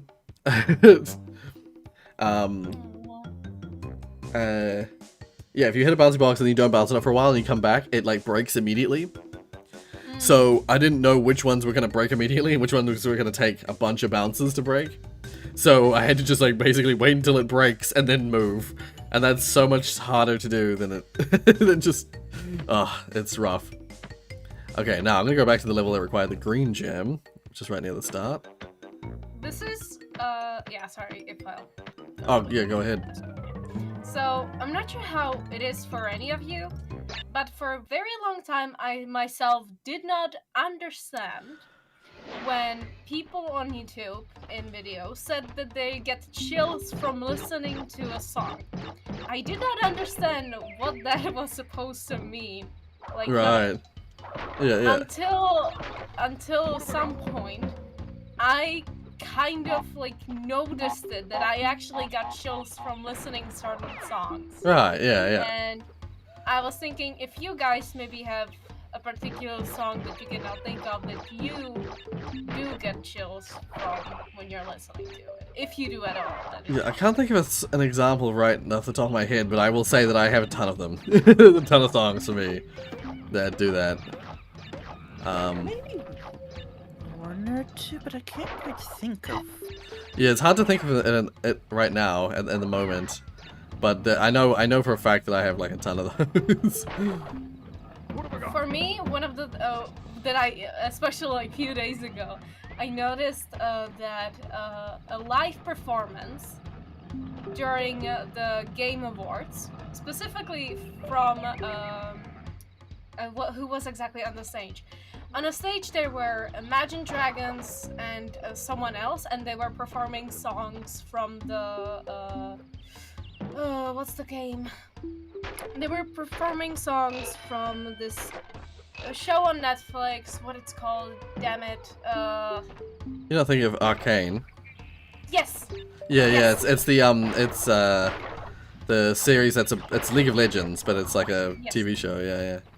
Yeah. Yeah, because So, they did a collaboration with them. Yeah. So some people and Imagine Dragons performed it live on Game Awards, like few of the songs, I believe two at least. Oh yeah. And the performance, specifically where there's the rap part, Right. and then Yeah. they like continue on, that Yeah. specific part, every single time, if I'm listening to the video loud enough, it always gives me chills. It's always Oh, amazing okay. to hear. It always gets me how the guy actually manages. I'm sorry Yeah. that I don't know his name, but the one that's rapping, I am like so still amazed by the fact that he managed to do the performance perfectly Right. and Yeah. still managed to rap everything. Because I'm not sure if you guys actually even remember the song. That's like that has. Hold on, I believe. Yeah. I think I know. I've definitely heard the song. I can't think of it off the top of my head, but I swear I can remember the lyrics. yeah. I think in terms of music from like that scene, one of the songs that I think gives me chills, or I get great pleasure from in terms of like League of Legends music, is the Jinx like theme. I want to say it's her theme, but it's really the music that plays when in a Jinx like animatic thing. I think it's called Get Jinxed. I feel like the song is called Get Jinxed. Get jinxed. There's an element to see you, Jake. Have a good day. Also, Jake says lots of stuff by Tool gives him chills, which is fair. Yeah. I hope you have a good day. Yeah, what was I saying? Yeah, in Get Jinxed, there's an element of music that exists in a few songs. Actually, all the songs that have feature that, which includes the first song I ever came across that has this, is it sort of has the same idea. Is there's a song. It's just called, the song itself is just called Music Video, in the game files, but in Ratchet & Clank 3.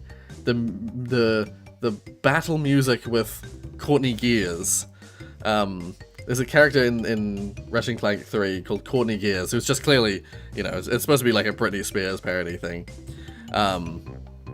But she's like a pop star robot, and she's one of the bad guys because she's working with the bad robot guy to turn everyone into robots. That's basically the plot of Ratchet & Clank 3. These robots basically want to turn the whole universe into robots. They have this device that turns organic people things into like machines. So you fight her at one stage, and her like music video that you see earlier on in the game plays while you fight her. Yeah. But it doesn't have any lyrics. It's just the music from the music video, and that music playing alongside that like scene. Firstly, like nostalgia, emotional context is right up there. like makes me enjoy that song a lot.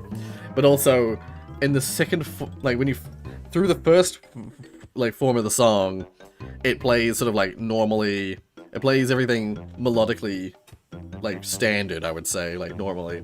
But then, in the like the second version of the like verse chorus stuff, it starts, the piano starts to get like out of time and like warped compared to the rest of the music, and this is like discordant, like hardcore discordant feeling in the music for that like second like run through of the song, and that discordant feeling, I don't know why, I love the music that uses the like discord or discordance, you know, effectively like that, always gives me chills. And I feel like Get Jinxed has that in the verse, sorry, in the chorus, where it like, oh, I can't remember how the lyrics go, but like a couple of the lines, they start to, towards the end of them, they start to inflex, or like they start to bend the note like upwards, away from what's actually being played musically. And so the lyrics are kind of discordant briefly. And I feel like it portrays like a madness feeling really well, and which is what, you know, Jinx is supposed to be like insane. Yeah, I just, whenever I hear a song with that kind of where they use that effectively, it always gives me chills. Oh, hey Zach. There's no Santa Juicy here. Digits. Juicy Digits, do you have any? Do you think you can come up with any song or anything in songs that could give you chills? Or or are you also still discovering that? It took me a long time to figure out how to get chills from like a song. How does that actually feel like? And now I can be like, yes, I understand you guys. Now I know how that feels like. I only tend to listen to game music. I'm the same though, Jesse. Like, but there are some games that have some like chill inducing music. Yes, yeah, game music. I usually get that from game music, and okay, the enemy song is kind of game, also not, but still. I would say like oh, how did I do that? I just walked straight off the edge of the platform. Walking Dead. Huh. Well, see, interestingly, there's a song. There's a song that, well, there are songs that play in the game Bastion. I've talked about this to people before, but it doesn't give me chills so much as it just makes me cry every single time I hear it. Just fucking thinking about it chokes me up. Because of the emotional context of the song. I have that a lot. I have that probably more than I have the chills, but it's actually another song. I think another song that gives me chills, probably the one that I would immediately normally think of, is it's not from a video game, but it's video game related because it's from a movie that's based off a video game. In Final Fantasy Advent Children, the Sephiroth music, One-Winged Angel. The One-Winged Angel music, certain sections of that just give me chills. In fact, that song gives me chills, but it also gives me, it's one of the only songs that gives me ASMR style reaction, like physical reactions when I listen to it. There's a section of the song, it's hard to describe because, ooh, okay, I'm okay. There's a section of the song where the music plays back and forth. It like starts pulsing back and forth between left and right ear. Like if you're listening to it with headphones, the music starts to like do this like weird wave thing where it like focuses in on one side and then focuses in on the other and then like waves back and forth. And every time the music plays in my left ear, I get like physical sensation stuff going on in my left side. It's the only song that I can think of that does that. I don't know why it's the left side and only the left side, but that's probably something to do with the surgery I had when I was on my ears when I was a kid. Probably more so that I've had more surgery on the right, so the right's probably dead. Like, not literally dead, but like sensationally dead compared to my left. Like, maybe I'd have, like, hardcore ASMR reaction stuff if I didn't have all that surgery. But, because I've had all that surgery, it's, like, super weak.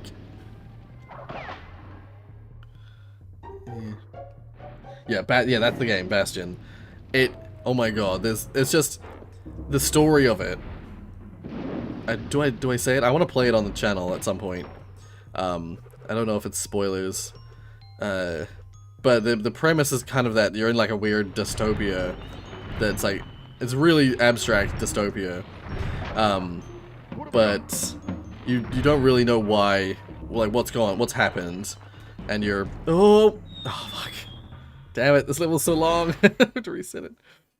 Do I just say what it's not like super spoilery because you learn it pretty quickly.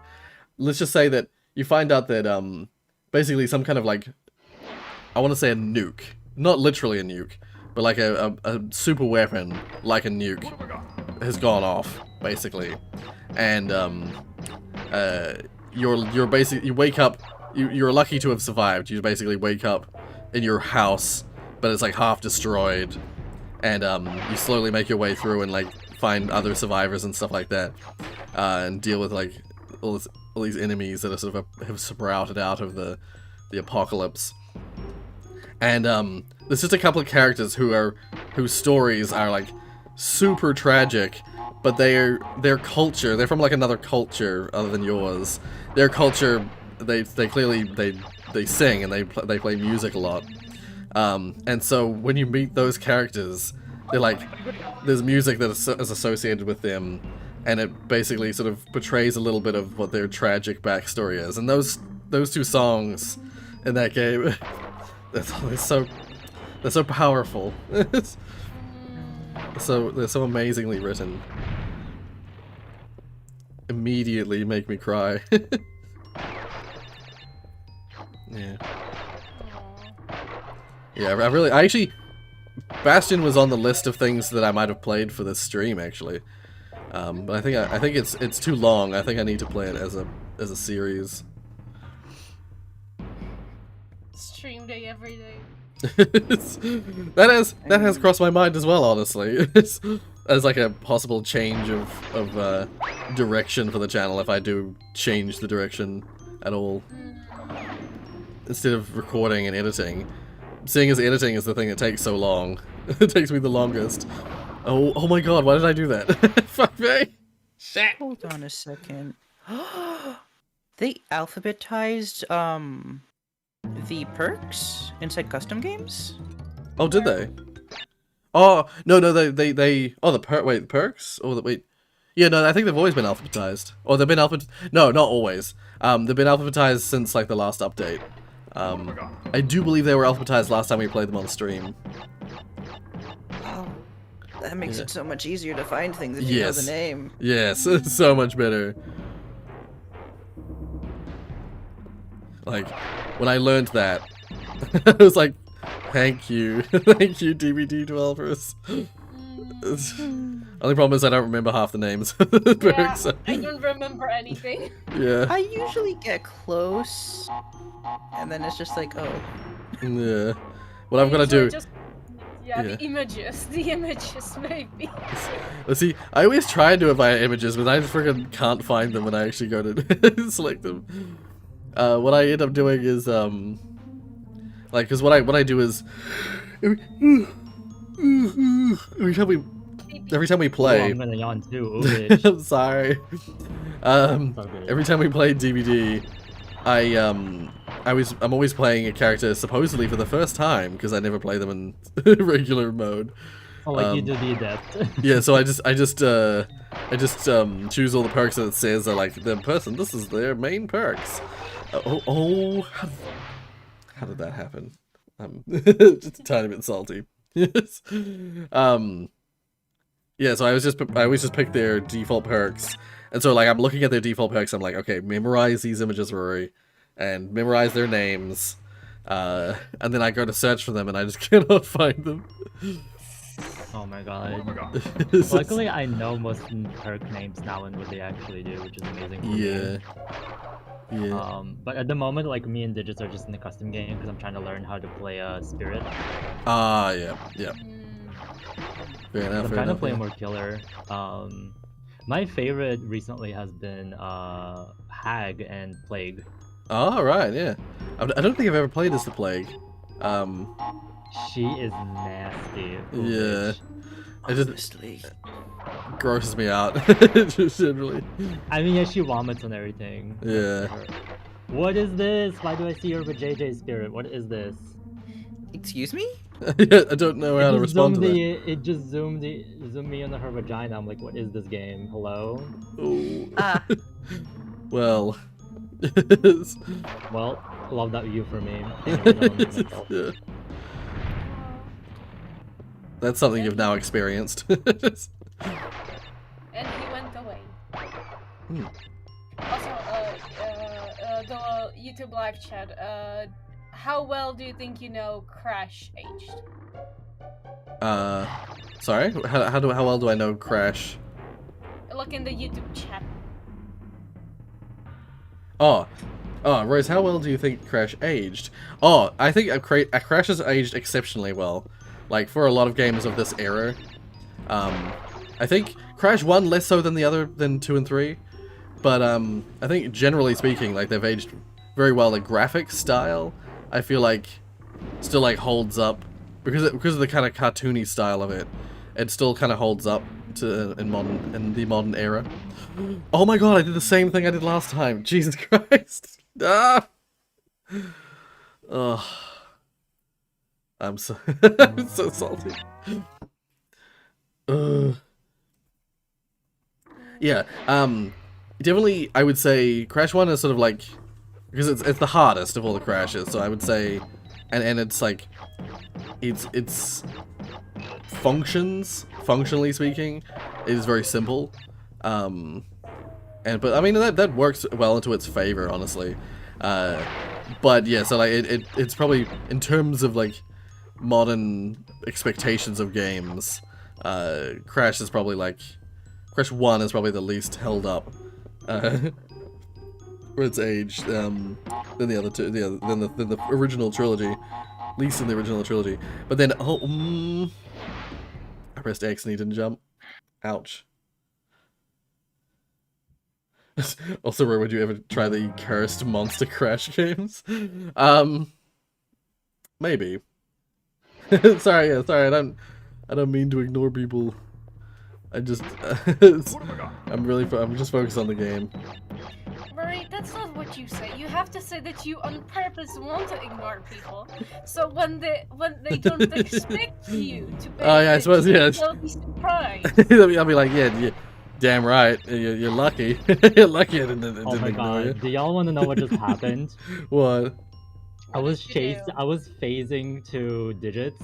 Yeah. As I ran out of the phasing and started hitting him, he dead-hearted in the right time, and the hit validation happened. Oh, I see. So he avoided my hit with dead hard. I was shooketh. Right, yeah, That was really good. That was really good. I don't think I've ever used Dead For never Hard. using the perk before, Yeah. I'm happy. Because I've never used Dead Hard. I've never been able to actually use it. Like, Oh. I'm getting better at this level. Yeah. Seeing scratch marks though is useful, but I also have Strider, so I can hear you better.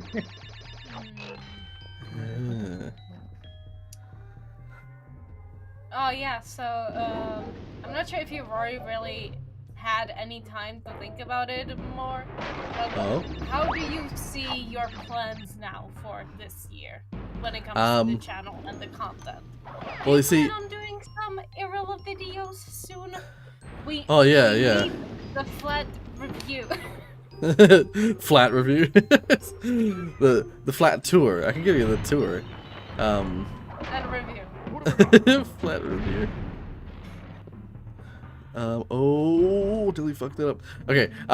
Yeah, I mean, a flat tour would be fun to do. So I'd be totally willing to do that. Do it. Okay, just gonna make sure I don't. Okay. Oh. Just gonna just like focus, hardcore focus for a second there to make sure I didn't screw anything up. So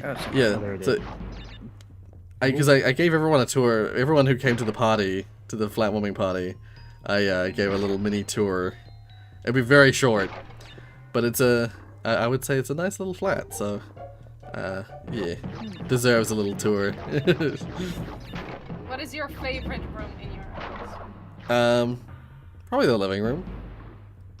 I like this room. It's the room that I have my setup in. It kind of occupies like a good like fifth of the room or something. Just my like desk and stuff. Oh. But yeah, how do you see it with content and such? Yeah.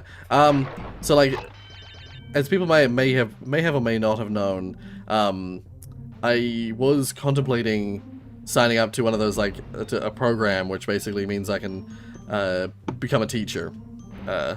Basically. Ooh. Yeah, there's these programs you can do. It's like as long as you have a degree in something, they'll accept you into like a special program to bring you into the fold of being a teacher, without having to go through like teachers college, which would be like getting more loans, getting more debt for my uni. Oh, that was a risky jump. That was stupid. And so I was contemplating signing up for one of those programs, but by the time I sort of gathered, I was waiting on this one program to like come back to me with information about what their program is, or like what the deal is. Did I get all the boxes? Don't tell me I missed anything. Oh, thank God, I got it. And by the time they came back to me, I had basically, I ended up having like about, it was like 5 days to decide like which one do you want to jump into. You have like 5 days to decide what to do. What's going to end up taking up like at least 4 years of my life. And so I was like, you know what? I'm going to just wait. I'm just going to leave it for now. I'm going to properly evaluate my choices and come to a proper conclusion. And but what that means now is that I've missed the deadlines for last year's entry into like, because yeah, they have like a deadline for entry, and so I think this level requires a red gem, if I'm not mistaken. So I don't need to. Yeah, just you. Yeah. Oh, and I fell off the edge immediately. Anyway, look at that. Congratulations. I wasn't paying attention and I immediately fell off the edge. You did it. So yeah, so that's currently the situation. Until I actually sign up for something, there's probably new openings for determining. Oh god, these fucking pigs. There's almost certainly a new like sign up deadline, like open pretty soon, that I could apply for, but I'll give it a good consideration before I just decide to. Oh fuck. Decide to sign up for anything. To be fair, in terms of like getting the box gem, I might have not bothered to do it with this one anyway for now, because this level is so hard to get the box gem for, even without the friggin' red gem requirement. These levels are notorious, by the way. people frequently quote these levels as being like the most difficult, most frustrating levels in the entire Crash series. But yes, coming back to the program thing. Yeah. Yeah. Oh, yeah. Sorry, I thought you were gonna ask a question about it, and I was like, what's your question? And then like nothing happened. Yeah. So, yeah. As I said, like there might be a time where it comes up where I like a new deadline comes up. Honestly, of the choices I had, I've kind of come to a conclusion that the one that I was waiting for, which I thought would be the best for me, is not going to be the best for me, I don't think. So I would rather go through this other system that I've heard good things about. So yeah, if I do end up going for if I do end up going for that like teacher direction, I'll probably go for that other option that I mentioned. Basically, there's one that's like there's like 3 different programs. One that's like through this university, you can basically start teaching straight away and start earning money. And that was the appeal of that one. It was like, oh, I'm gonna be earning money straight off the bat. It's not good money, but you get to start earning money instead of having instead of, you know, paying to become a teacher. I'd be getting paid to become a teacher. But that required that I had to sign up with that university a bunch of, like, I'd basically have to kind of get wins, or get the student loan system to pay loans for a teacher's degree, and then get it paid back through this program, which is not ideal, honestly, because I already have a bunch of loan. There's only a limited amount of loan you can take in your lifetime, and I've already taken a lot of loan for my comp sci degree. I don't want to take more loan for a teacher's degree. And so that system, while it's initially sounded appealing, yeah, I don't want to do that. Oh shit. Wait, I gotta wait for this guy to pop back out. Yeah, it wasn't gonna work for me, basically. But then there's another option, which was like, I forget how that one worked. All I know is that I went through the application system just briefly, and I realized that there was some requirement of it. I forget what the requirement was, which basically turned out to be like, oh, I can't do this because I don't meet this one, like, weird requirement that I didn't know about initially. So that one was, like, off the table. And then this third option, which is the one that I should have just looked at straight, like, I'd heard about it already. I think that's the one that my mom had always suggested that I do if I was gonna go into teaching. And it's this program that basically it's like, as long as you have a degree, in something, in some field that's related to your area that you want to teach in, then you can go through this. You apply for this system, go through this thing, and that once again you basically do a degree, even though it's not like an official university degree. You do a sort of a degree of sorts, a course, which teaches you some basic things about teaching, but you start teaching straight away in this one, and I think the appealing thing about the other one that was like you get paid straight away is that instead of teaching straight away, you shadow a teacher, and so you can choose which school you wanted to go to and which teacher to shadow. So I was gonna shadow a teacher I already knew, who, because I work at a high school, so I already know the Digitech teacher at the high school that I work at. So I was like, oh, if I could get the school to sign up to that system, and then I could just shadow this teacher that I already know for a year, and then become a teacher, basically. Yeah, that, because of the whole, like, having to sign up for, basically get a loan, sign up for this, and then have it reimbursed, I was put off by that. Instead, this other one, this other it's literally called Teach First. With this system, basically, I would get put in a school somewhere, and sort of like teaching like juniors or something, or teaching like a fairly young, like students who it doesn't matter too much that I'm a new teacher that doesn't fully know what I'm doing. And it's a school that like desperately needs a teacher, basically. Oh, this level required the purple gem. Shit. Oh, so yeah, it didn't matter. It didn't end up mattering. I did it first try, without even really trying.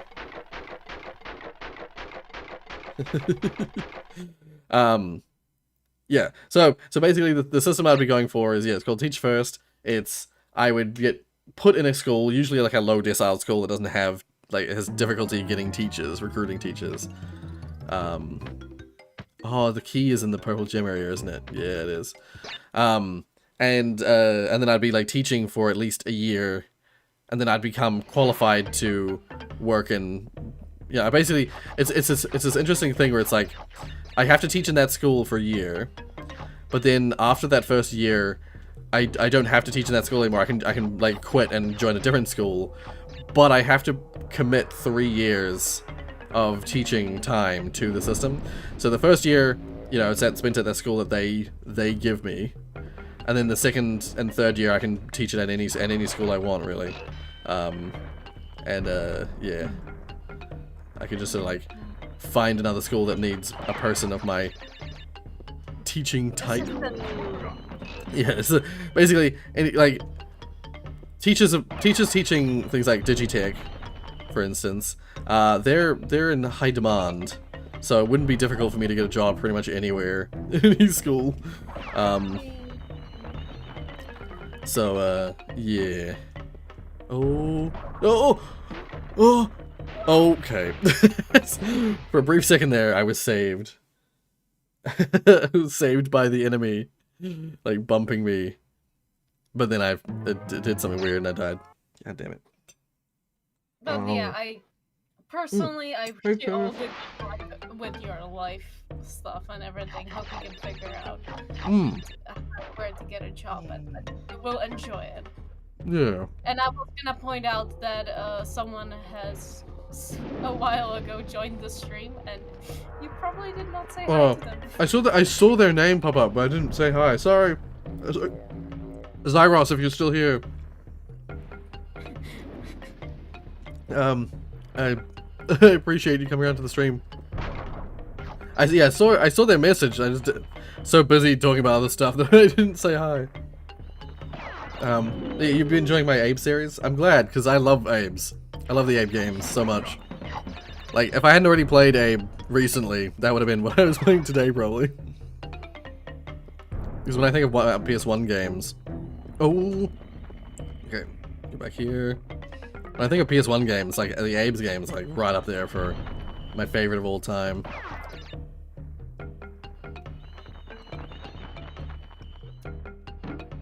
So, when it comes to my list, if anyone else wants to say something, go ahead.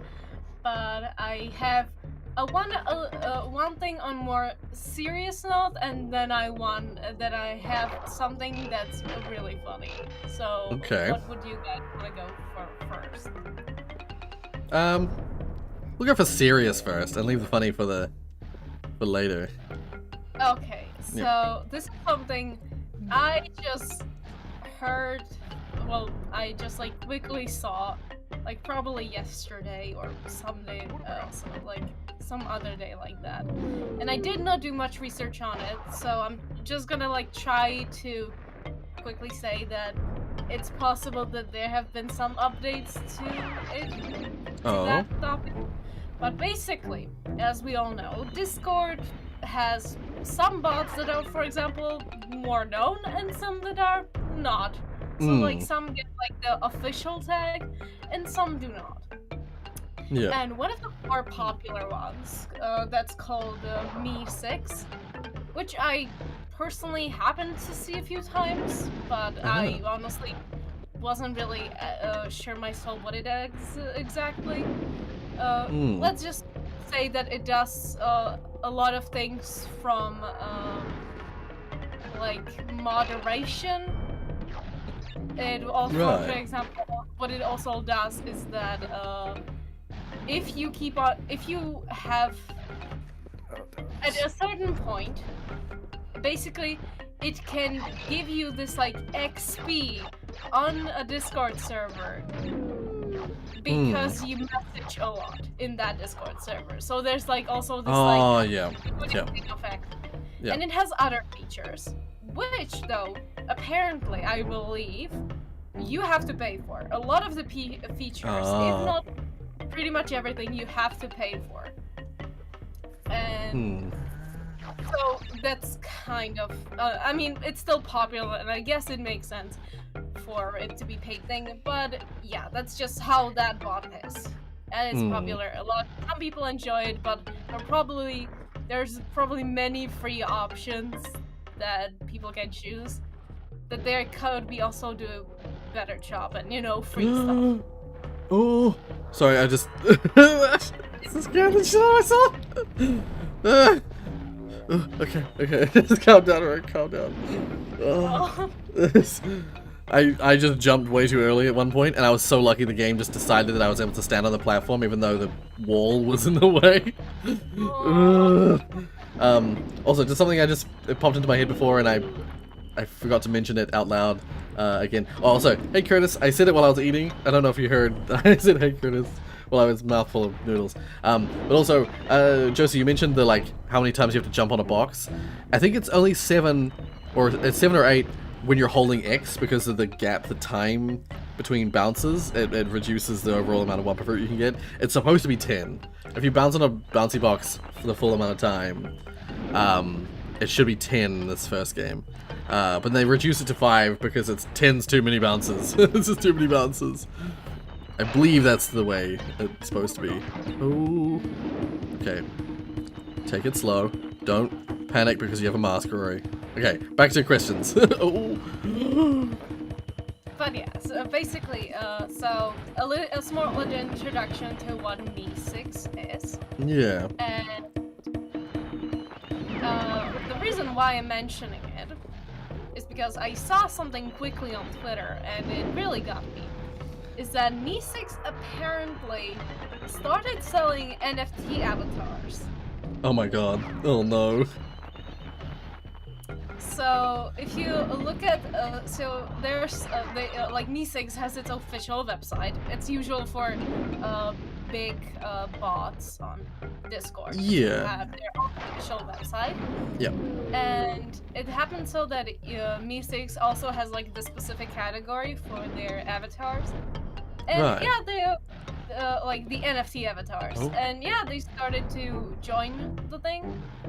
So Yeah. Hold up, hold up. You can keep talking, but someone's knocking at my door. 1 second.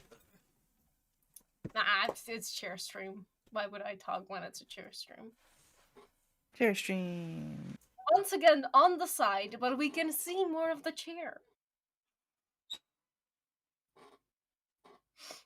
We can see more of the chair, the lovely chair. Yeah.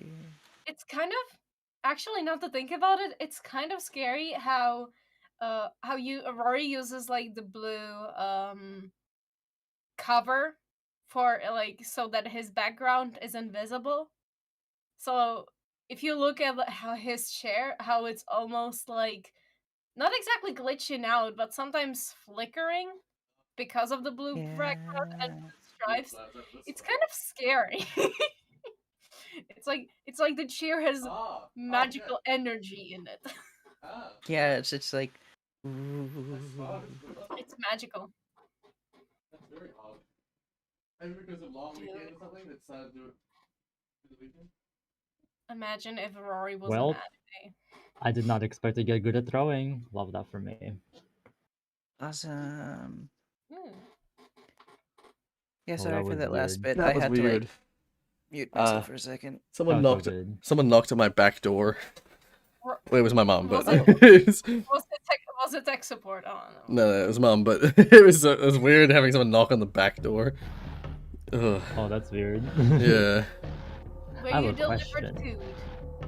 food? No, I wasn't delivered food. Nah. Oh yeah, go on. Oh, you have a question. I have a question. It's DVD related, obviously. yeah. So, who is your favorite survivor and who is your favorite killer, non-licensed?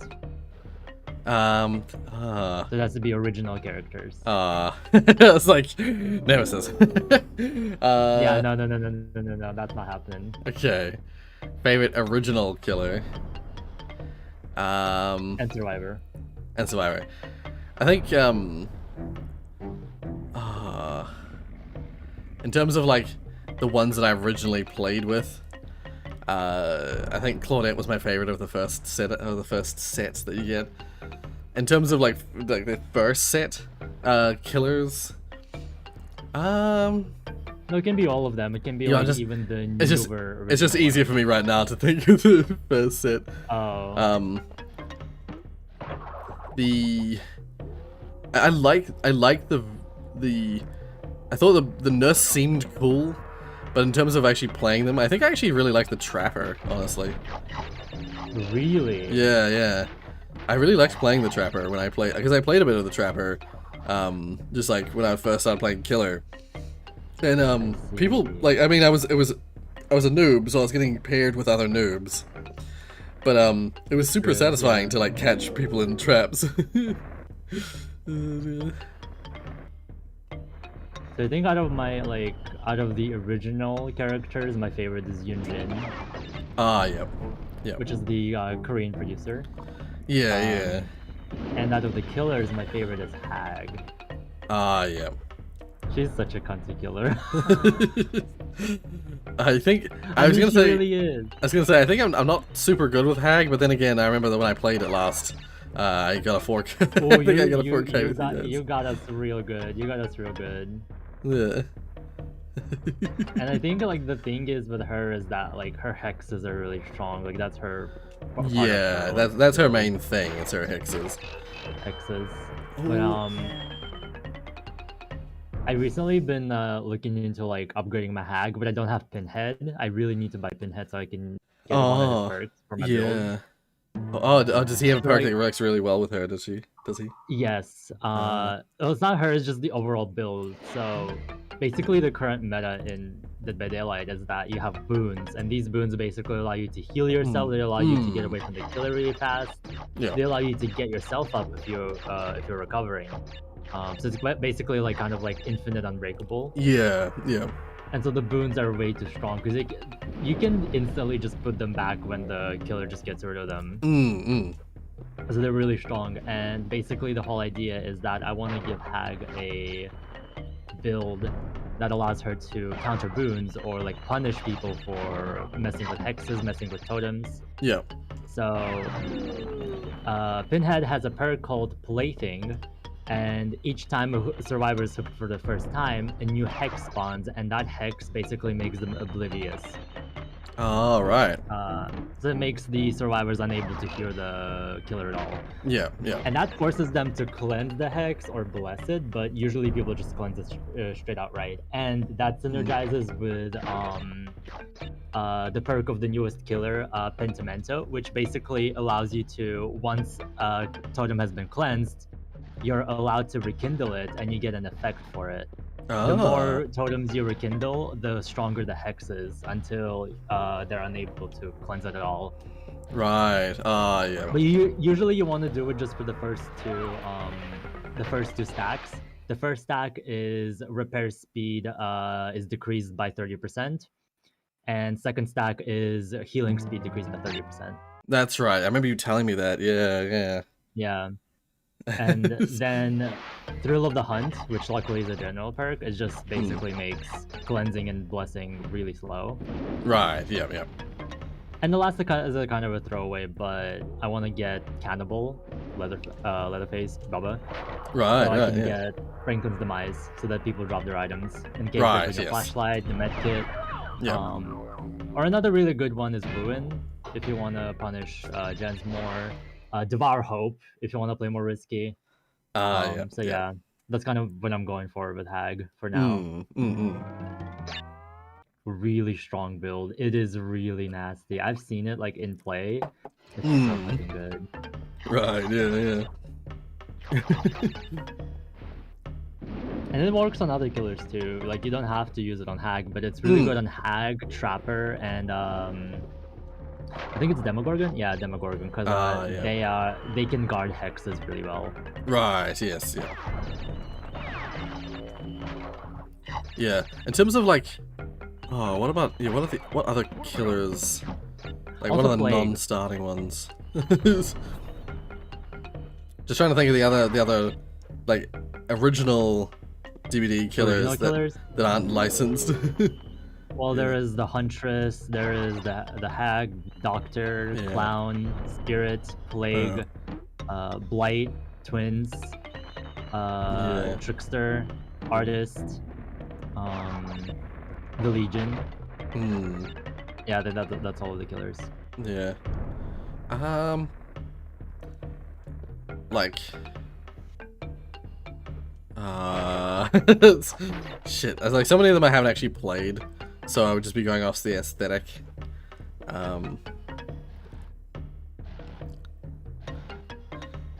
Yeah, almost all the ones I play are the licensed killers.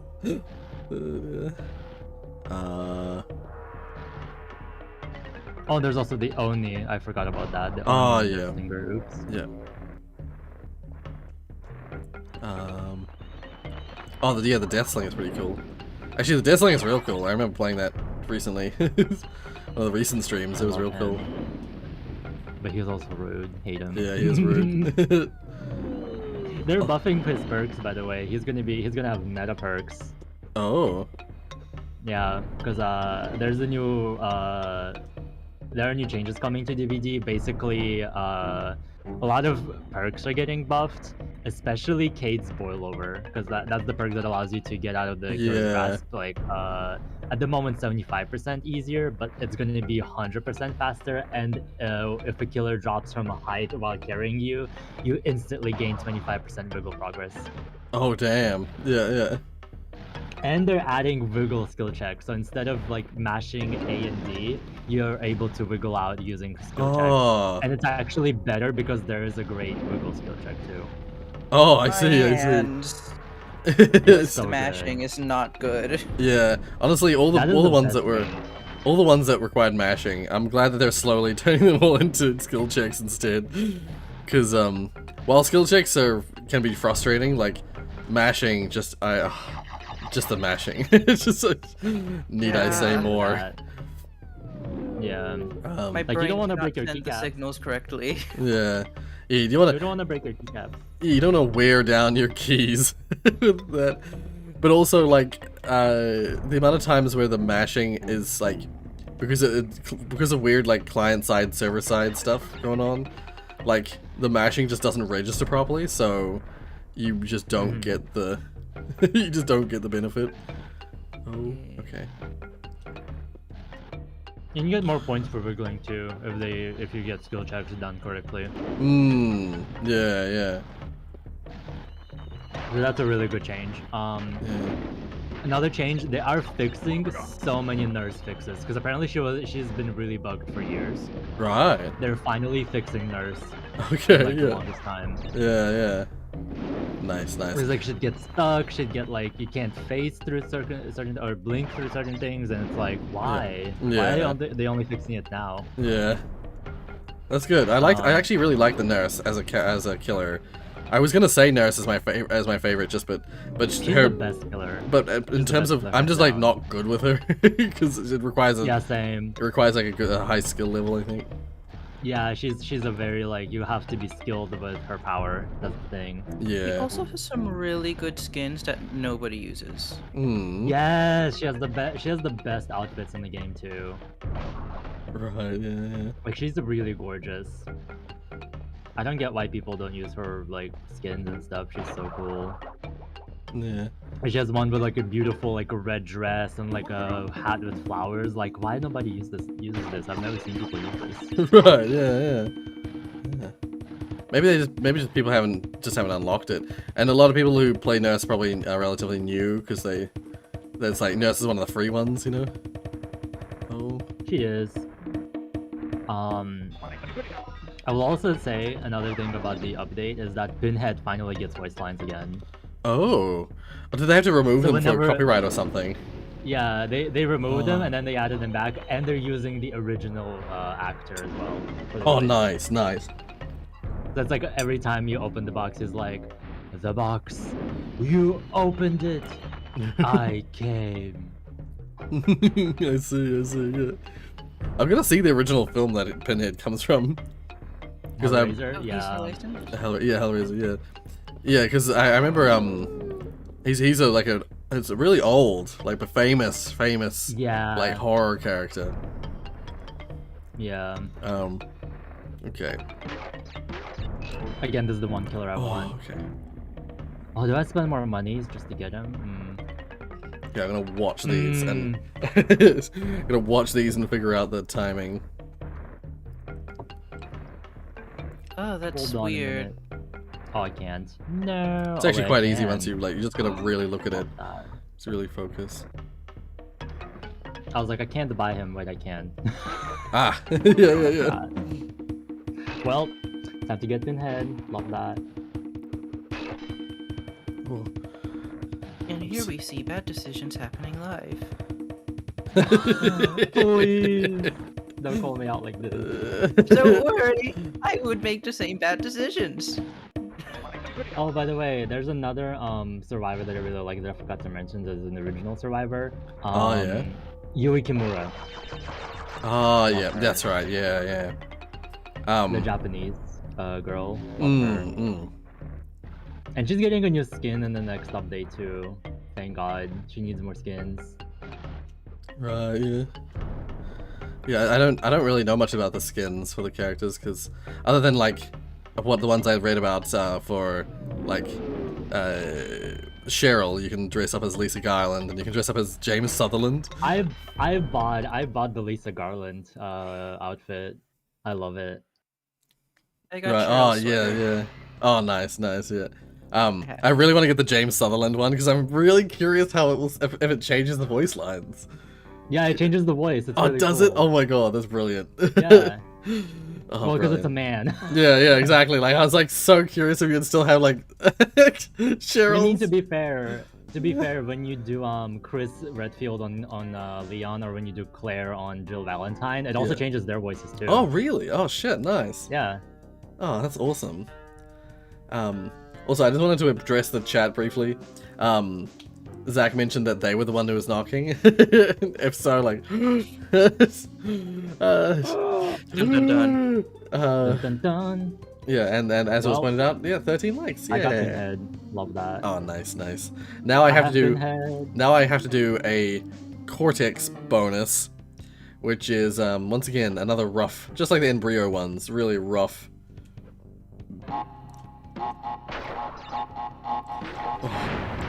Rough bonus.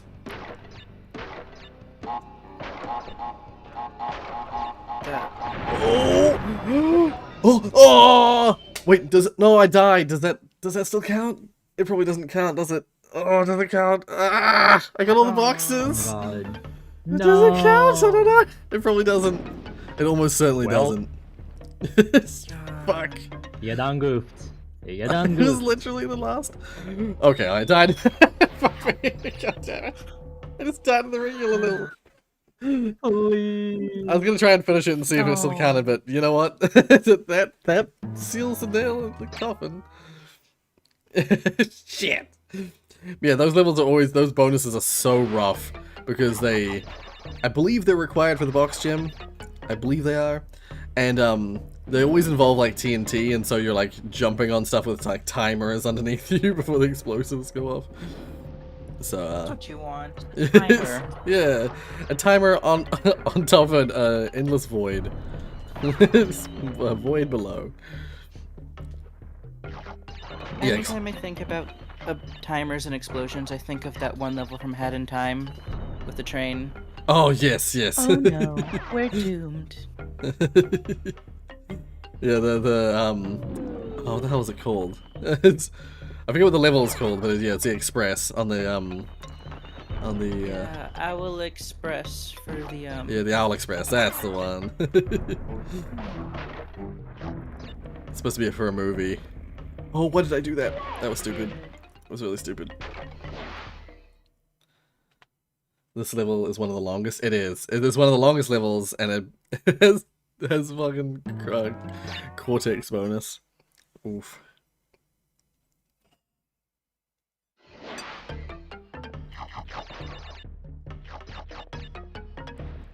I was playing a custom level and they used the timer and I'm like, why Oh, I did you see. do this? Yeah, yeah. I always hate timers in games. Yeah. I feel that.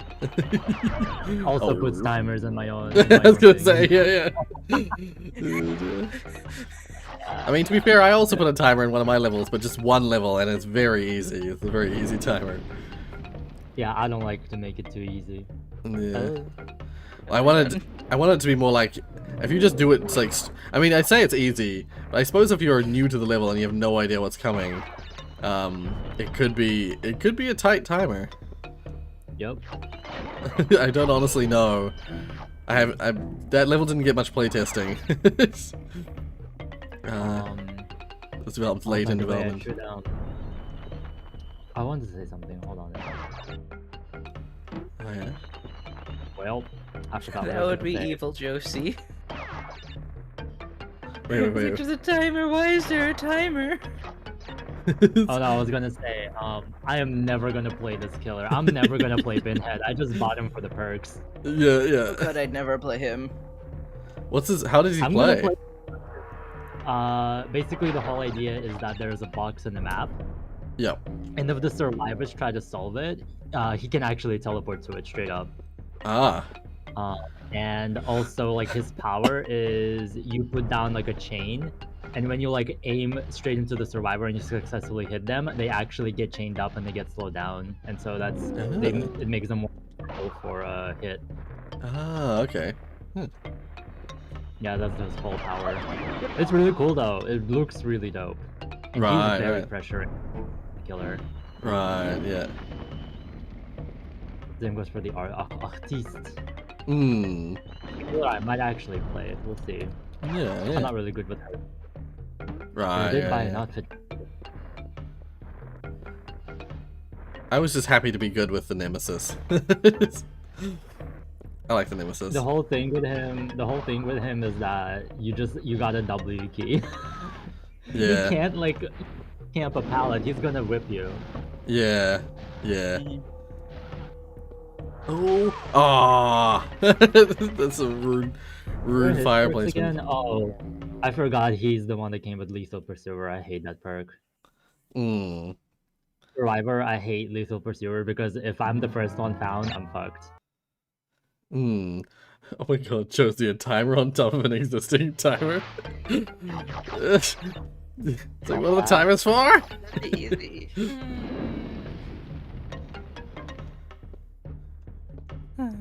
All the timer does is just reset itself. Oh my god, I forgot I hate this killer. Oh, they're gross. I have them, but I hate them. Right. Kim? The twins are so rude. Ah. Yeah. I've seen very little about them.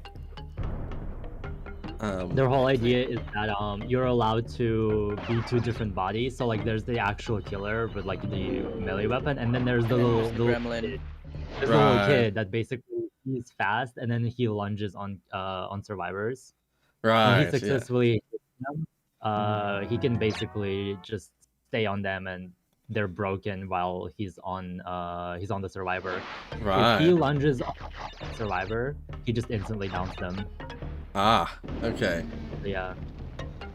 Basically, that kind of killer, they enable camping like really, really well. And so a lot of people who use them are really cunty. They just camp. Right. It's kind of That sucks. that's why I don't like the twins. Otherwise, I would love them. Like I would be like, please, I want to go up against the twins. They're a hard killer to use. But no, people just camp. Yeah. And also the gremlin, because it moves so fast, it has like whole map coverage Yep. at any Oh. given moment. Yeah.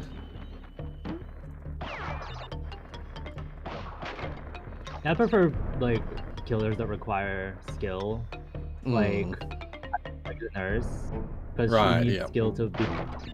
I like the huntress, the Right. spirit.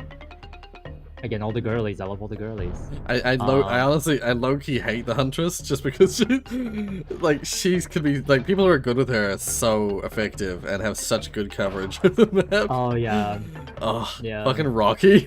Rocky is too good at the fucking Huntress. I need to Even learn you, how to Digits. play Digits, her. you're pretty good at the Huntress as well. Oh. Those few times we played against the Huntress. Yo, in the we should do streams. kill your friend soon. We should do custom soon. Yeah. I was meaning to do that this weekend, honestly, but because the party we ended up hosting yesterday, I just was like, no. Well, we can do it next week. You know what? We can do Yeah, it next week. true. Love that. Yeah. What the And I'll heck? play the spirit. I keep moving through So this guy. excited. There we go. I'm an idiot. I should have bought a skin for spirit. I'm a dumbass. Oops. Oh, no. Spirit does have some pretty skins. This spirit came out with a new when the artist came out, they gave her a new skin that she basically like has icicles everywhere. It looks so Ooh. good. 10 out of 10 skin. Right. Oh, why did I do that? Okay. The spirit's the one that also has like the kimono skin, right? Yes, she does. It's very pretty. It's just the kimono skin, like a really cute like geisha skins. Oh. She also has like schoolgirl like skins as well, like Right, yeah. traditional like Japanese schoolgirl. Yeah. So cute. No. And she shouldn't be a killer in the first place. She's just an unfortunate like woman. Right. Yeah, although usually the idea of a lot of the killers are that they are just like sad, unfortunate people. The only reason why like she's a killer is because she wanted revenge. Yeah. Isn't that basically what a Japanese obake is? I don't know. I've learned a few of the like Japanese sort of folklore things, but I'm not entirely familiar. God, they have so many different words They for have, ghosts. yeah, It's exactly, insane. exactly. Yeah. It's like, ugh. I can't keep up. There's a reason why like Yunjin though, because she's the first survivor that willingly entered the entity's world. Right. Willingly. Yeah. Damn. Because like no other survivor, like every other survivor was just snatched. Yes. They didn't even want to be here in the first place. She was just like, okay, I'm coming in here. I'm gonna whip these killers' asses.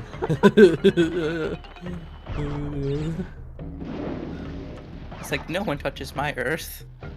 How dare they? Do they exist in the same sort of like space as me?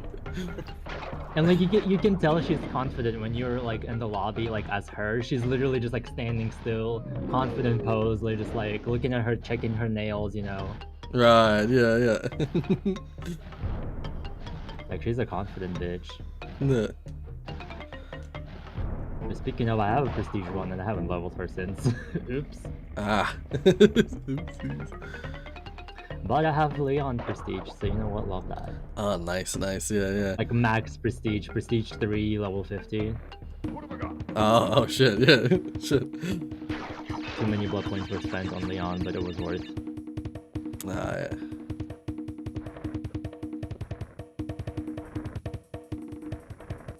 Yeah, I can't wait to do another Kill Your Friends night. Those are gonna be fun. Those are always fun. Yeah.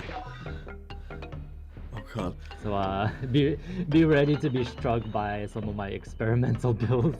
yeah. Oh my god. Away that rancor, you know what I mean? Yeah. Okay, I am hyper focused. No! Fuck! No! That sucks! That's such BS! No, not that. Slapping my knee.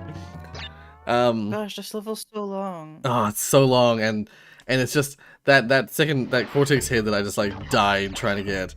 It's so frustrating because like you get to the boxes you need to jump on. You can't stand on the left side because you'll get pushed off by the pillar thing coming out. So you either have to just go straight for the box or like try and jump into the middle of them. If you jump on the box, if you destroy the boxes too early, you can't get the cortex head because you need the box to get on top of the wall things coming out of the wall. But then like in that case, what happened is if you don't time it right, if you don't time it right, then just as you get the cortex head, the wall will push out and you'll get pushed off the map, basically. Which is, yeah, what happened there. I spent all that time carefully getting to that point and then it just fucking pushed me out immediately. I was like, why did I start with Crash Bandicoot 2? Crash Bandicoot 1. I can pretty much ace Crash Bandicoot 2 in the time that I've spent playing this game. I probably could have finished Crash Bandicoot 2. Someone made a portal mod for Hat in Time. I need to know this now.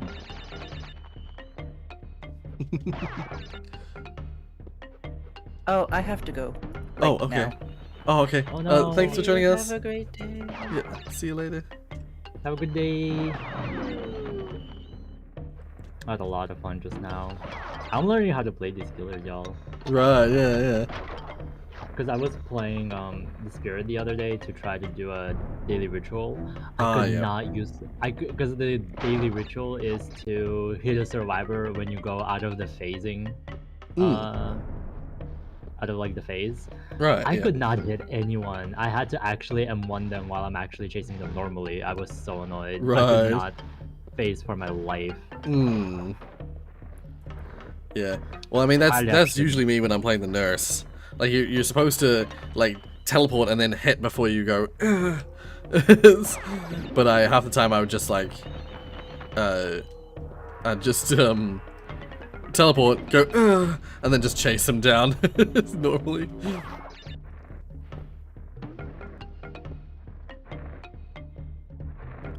Okay. Oh no. Oh, nearly fucked it up. Okay. We're safe for a little longer. You're never truly safe.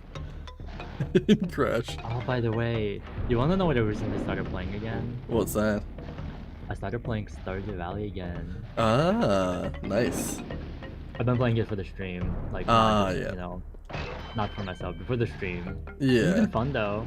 It's Right, so yeah. chill and like I can Yeah. read chat all the time since it's such a chill game. I don't have Yeah. to pay attention too much.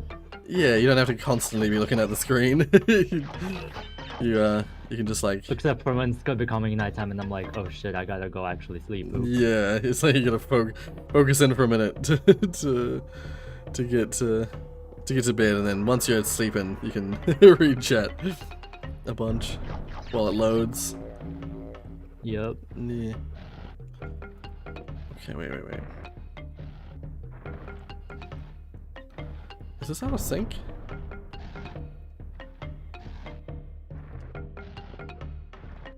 No, it's not. Okay. It's weird. It looked like it was out of sync when I arrived. I gotta play. When we do Kill You with Friends, I gotta play Lisa Garland. Oh yeah. Too bad she has the same voice as Cheryl. That's unfortunate. Yeah. I thought that might be the case. Because I think that's her, like, it's her, like, all the female, like, legendary skins for Cheryl, they're all the same voice, except for yeah. James Sutherland, it's a man. Yep. So Yeah. actually Like they changed had the to do voice. something else. There's no option. So I was so curious. I was so curious You if it know still what had I a female. forgot? What's that? I forgot there was another legendary skin for Oh? Survivor. Jonathan Byers for Steve Harrington. Oh right, yes. I'm so Yeah. happy I got that before it all went away, because now you can't buy it anymore. Oh, And I haven't shit, seen yeah. I haven't seen anyone play Jonathan since Stranger Things went away. Right, yeah. Okay, now it's a tricky part again. Okay, let's be careful. Get that. It's like, it's tricky. This level is tricky before you even get to the friggin' cortex bit.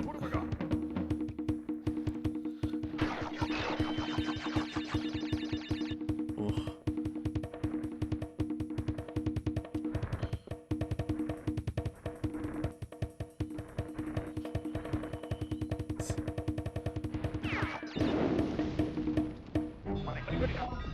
Ooh, okay. Now, focus, Rory. Okay,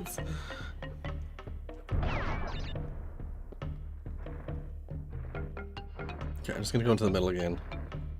I need the walls to be up. Or I could do that like that, I suppose. Oh, that works. Okay. Oh. Come back out, floor. Thank you. What? I got stuck in nothing. That fucking sucks. Oh my god, I have to...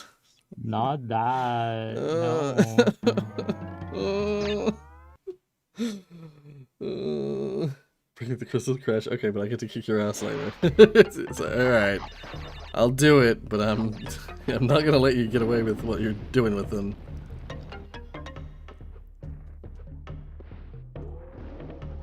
I haven't played Crash in so long. Hmm. I think the last time I played Crash Bandicoot, I was literally still a child. Yeah.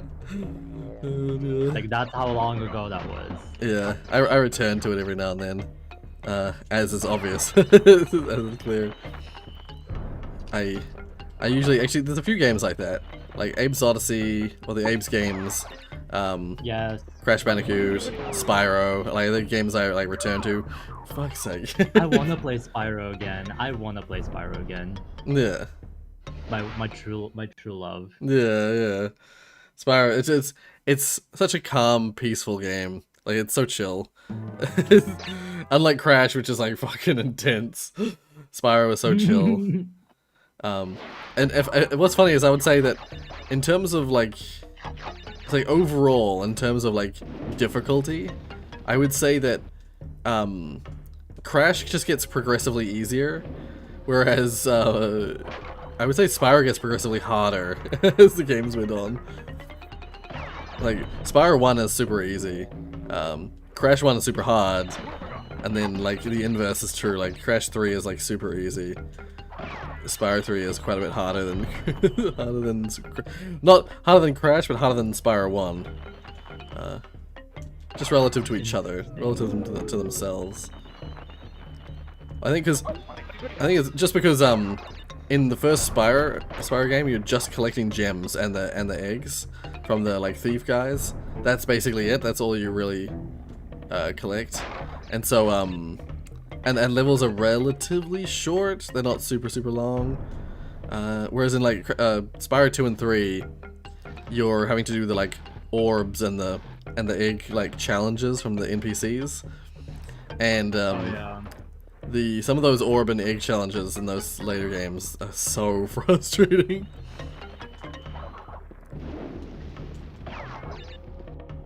Okay. Oh, this is all out of sync. I have to wait for a bit.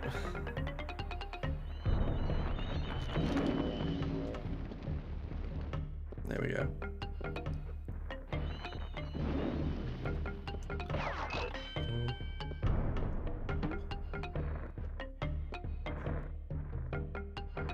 Okay. I'm so nervous now because I've died so many times on this level. I feel bad. Oh yeah. I need to actually just get past it.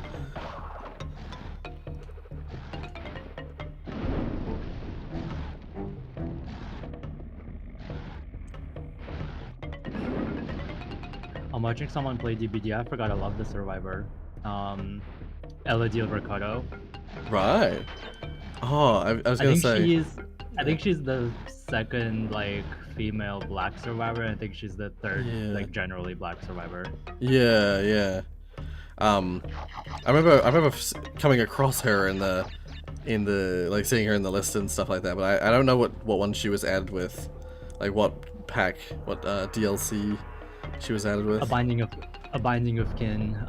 She was added with the twins. Oh right, okay, yep. I was gonna say because it was around that time that I sort of I missed a bunch of DBD stuff. And I think she's the survivor that expanded the lore of the game. Oh, right. With her release, there was more information on like the entity and like the cult that worships the entity. Oh, okay. And how it's like all connected and she's like, related to it. Because her parents were a part of the cult, but then they disappeared.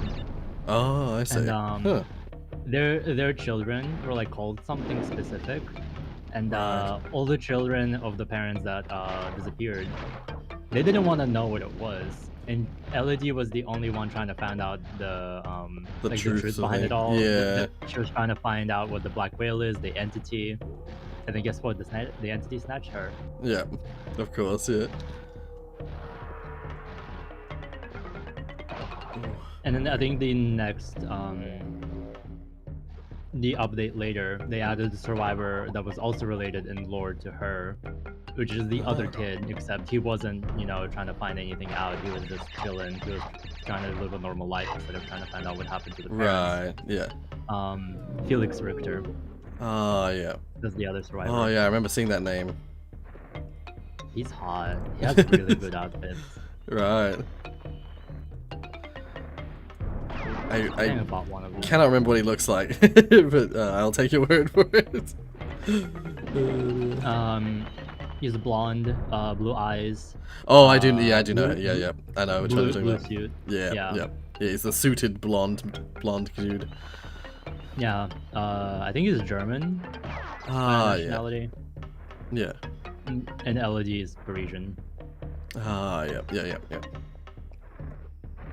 Okay, once again. God, I just realized how many white survivors we have in DVD. Yeah. At least there is the variety with the Asian girlies. Like Feng Bin, Yui Kimura, and then Yoonjin Lee. I was gonna say it happened again. I didn't get stuck that time. I just got pushed off the map. Fuck me. 2 Crash games and I got an insane remake. I think I enjoyed Crash Bandicoot 2 the most. Yeah, I really feel like Crash Bandicoot 2 is the best of the original trilogy. Crash Bandicoot 2 has just the right level of difficulty and fun and secrecy. Yeah. Would that say Vista? Sunset Vista? Yeah, Sunset Vista is the level I'm stuck on. I remember... The V almost looks like a U. Oh, Vista. Imagine Vista. Please. Sunset Vista. It just looks like a... Sorry, it looks like a U. That's what I was like asking. I was like, what is that letter? Like, I was assuming it was a Vista, but I was like, that looks like a U bit. I'm not wrong, right? Like, it looks like no, it does. The font. It's just the way the font is. Oh, see, I'll go back to the map because I just died. Whoever designed the font, 0 out of 10, give them 1 star on There it is. Yeah. See, it's got the point on the bottom left. Supposed to make it. Sorry for yawning all the time. I think it's... Yeah, it's see the U sunset, the U in sunset, that's how the U's supposed to look like if it's gonna be a proper U. Well, Tiana, now that you're back, I was gonna say. I have been always here. I just needed a break from sitting. I have been sitting. Right, fair enough. I was gonna say, you said you had a funny question that we were gonna save for later. I was afraid we would not have time to go to that, but yes, it's not necessarily a question. But it's more of a fun thing to point out. So I think it's just here to hear about it. Right. But basically, there was this one news article that once I saw the name of it, I was like, oh dang, what is this? And I'll just read you the name for now, and then I'll explain what it's more about. So, the Pope started 2022 by blasting a song from hit RPG Undertale. Yep, I had heard about this. Yeah, you did. I heard, something about Megalovania and the Pope. Yes. And I saw Matt Pat tweet about it because he was the one who he brought the Pope Undertale. he was for something I can't remember what it was, something YouTube related, and like Christianity related. He was invited to meet the Pope, and as part of that, he like brought a copy, like a disc copy of Undertale with him. And so yeah, go on. But this time is like this year that something happened. And what basically I believe, I will trust this one article. I have not read it anywhere else, but I will trust this one article. Yeah. What happened is that during some performance that was happening at like some convention, I'm guessing, or something like that. Yeah. Some people were performing like this circus kind of people.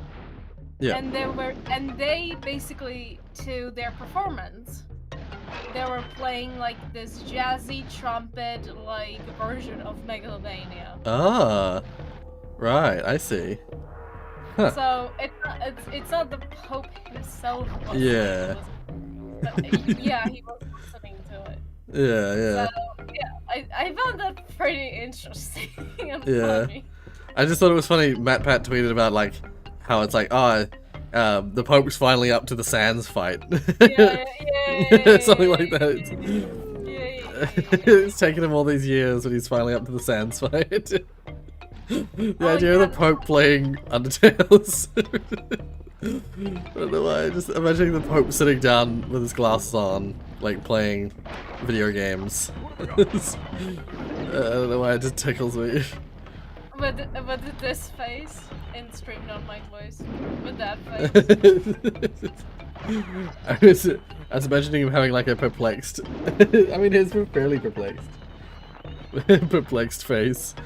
Like, what is the Sans fellow doing here? But like in Italian, of course. Oh yes, and there's the article name for the one specifically that I found, and after like the name of the person who wrote the article, there's this sentence: "Sans Undertale would be proud." I think he would. It's just amazing. Yeah, I just wanted to point out there that. But yes, that was my final thing from my list. I am surprised and glad we managed to go through it all. Yeah. I was gonna say we are pretty much out of time because I was gonna say I was gonna leave now because I got to go anyway. Yeah. You planning on streaming? Later, but not yet. Yeah. I was just wondering because usually for me stream at like 2 a.m. and there are times when I'm like, okay, I am awake, I'm gonna watch and then there are times like, I cannot do that, I'm sorry. Well, it's so good, you don't have to join all the time. But anyway, I'm glad we got to talk. I cannot wait for the Dead by Daylight next week.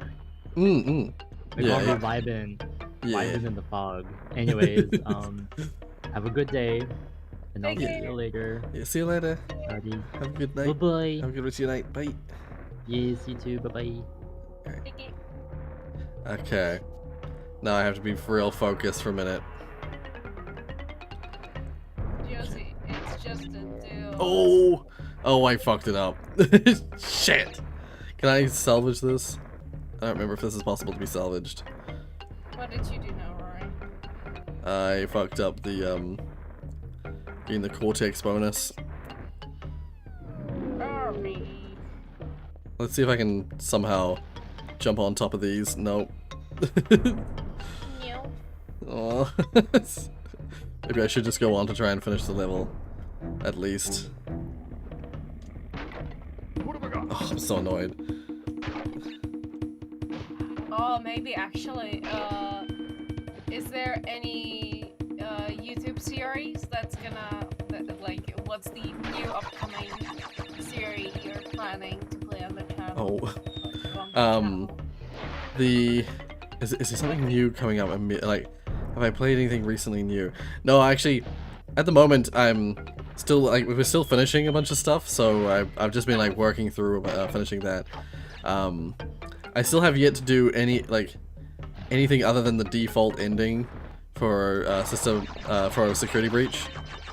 So I mean the default ending hasn't come out on the channel yet, but the default ending is pretty straightforward because it's just you just leave basically. Yeah. You get to 6 a.m. and you just leave, and yeah, I got that one. I got that ending. Oh, Question: Are you using a certain glitch to help you out? I haven't used any glitches that no intentional use of glitches. Because let's say that I'm not sure. Okay, probably most people have already watched some FNAF 3, so I think it's fine to say that I could be wrong, but after a certain period of getting to the door, I believe around that time, and being able to leave. Yeah. You are not able to save. Yeah, I had heard about that. Yeah. At the facility. So there's this glitch that even MadMed has been using, and for now it seems like you not do anything wrong, but basically what it does, and it somehow manages to stag the time in a way that no matter how many times you for example, after you do the upgrade, you still can manage to save. Yeah, I've seen on Steam. There's there were guides that said like how to save after 6 a.m. Because yeah, it's like you're not supposed to be able to save once you reach 6 a.m. But then, yeah, I mean, Madpad has been trying the different endings, so he's been using it, and I believe that for now, what I've seen, and nothing has gone wrong at all from that. Right. So okay. Well, that's good to hear. I might do that too. And yeah, knowing from what he's going through, you should definitely try it out. If you are still recording something, if you have finished, I was gonna say, as I said, I finished the default ending, but that's it. I haven't done any of the other bonus endings. Something I was gonna do though is I do plan to probably in my own time, because I did it already on camera once. I'm gonna go before I initiate the ending. I'm going to go back and do the Chica area again, the underground Chica area, just so I can get the badge and stuff like that from down there. Cause yeah, I was so not that far from the end. Just cause yeah, like doing that, I can do that before getting to the very end of the. I want to finish this. I want to do this level. Yeah, that's something I can do before, because the whole thing is like at the end of the game, you basically. I don't think it's too spoilery to say that like when you get to the door, basically you get another party pass, which means you can go the other path that you didn't go, basically. So you can 100% the game instead of just doing the one path that you originally decided to do. God damn it. So like that's an area that is a section that you just cannot do until you get to the end of the game. So that section, the whole second path of the game, you have to do post 6 a.m. But like yeah, you can go down to Chica's area prior to that. In fact, like the requiring level, there's like a level 7 requirement for the loading dock thing. I'm not sure what that actually opens up, because I have not looked into that. But when you go down there, there's like a level 7 lock that's blocking you from using the loading dock controls. That is accessible, that should be accessible if I go back down there, because I have a level 6 lock, and I know the badge level 7 is down there in the basement. So I should be able to get a level 7 key and see what happens with that door. Do that on camera. And yeah, so we'll see what goes on, because that might just be one of the endings. I have a feeling it is one of the endings. Because I've seen some vague stuff about like what the other endings are, and I have a feeling I know what end. If that is an ending, I have a feeling I know which ending that is.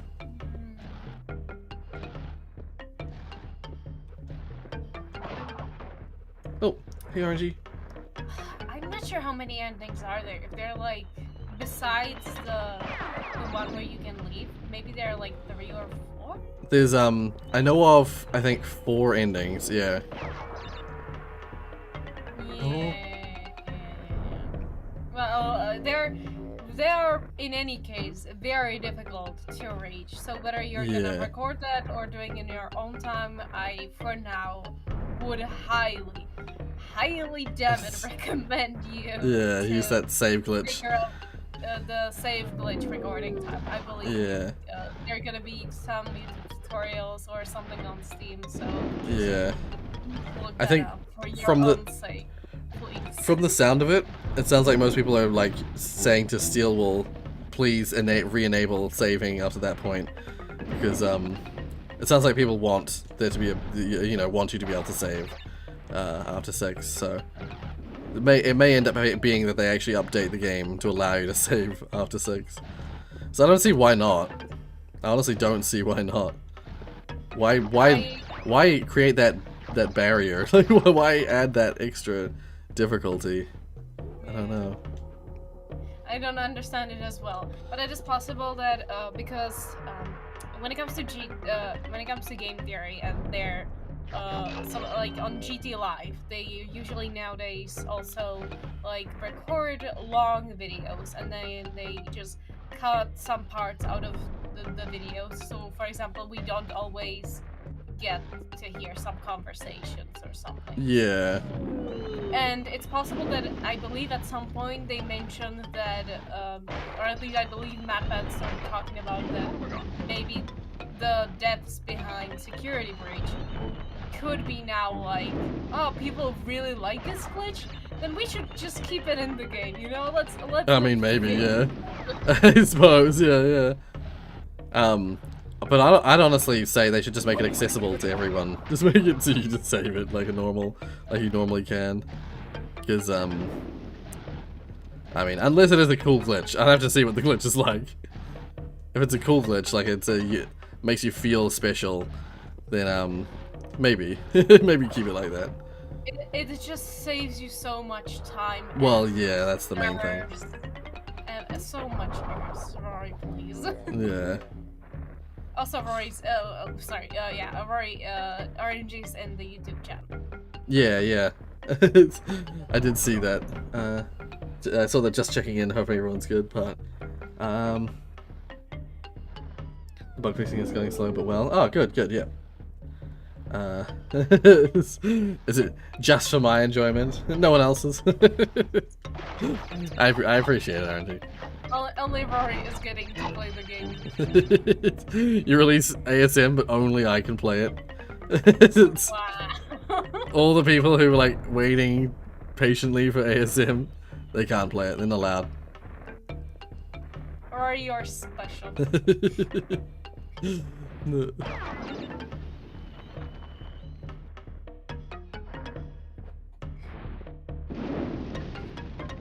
Show secure win. I now know what that means. It's fine. You don't need to. Yeah, no, I already know. It was in one of the previous streams. It became clear. All right. This is once again tricky part. I've just got things like things I need to do during the day today. Oh my god, I have this. No.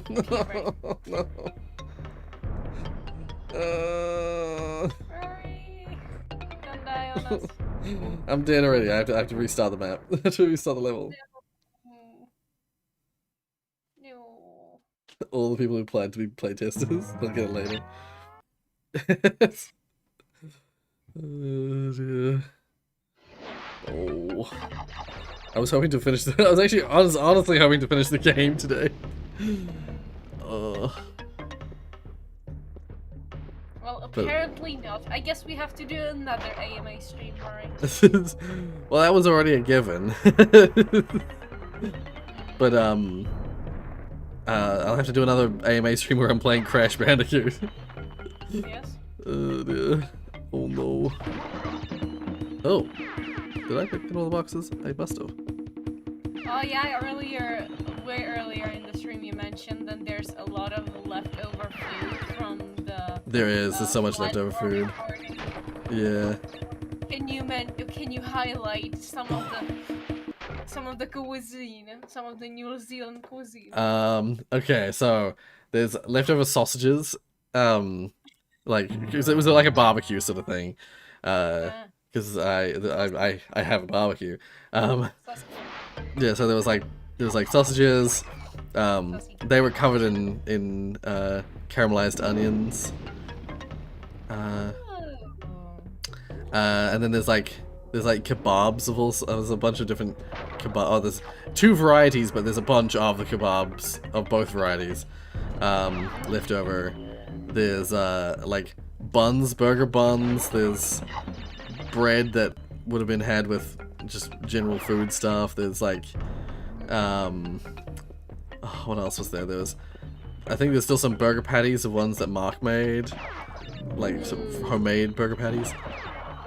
I think there's still some chicken patties that were the ones that they were just bought chicken patties, for people who don't eat beef. And then there was like And then there's like, yeah, I already ate a bowl of like seafood stuff that was left over. Mainly because it didn't really get cooked until super late. So, like, very few, if anyone, ate any of it. So it was just like I like recooked it in the morning and just ate it. That was yesterday. And then, what else was there? Oh, no, not yet. There was like huge bottles of drink. So like I have a glass of apple juice at the moment. That was one of two. Like we had two big bottles of juice. One of them being orange, one of them being apple. Rory, give me food, drinks, everything. There's cake. There's still a bunch of cake left. What cake? It was just bought, but it was like a present. It was like one of the households that came around brought it as like a group gift thing. A big old cake. And it's really good. It's like a lemon bundt cake. And then there's what else is there? There's some leftover ice blocks, or like I say ice blocks, like popsicles, basically, like ice cream on a stick. Why would you have an ice cube on a stick? Ice cream on a stick. So like I thought you said ice cube. Well, it's like we have like popsicles, which are like your frozen thing on a stick. I should have just gone for it.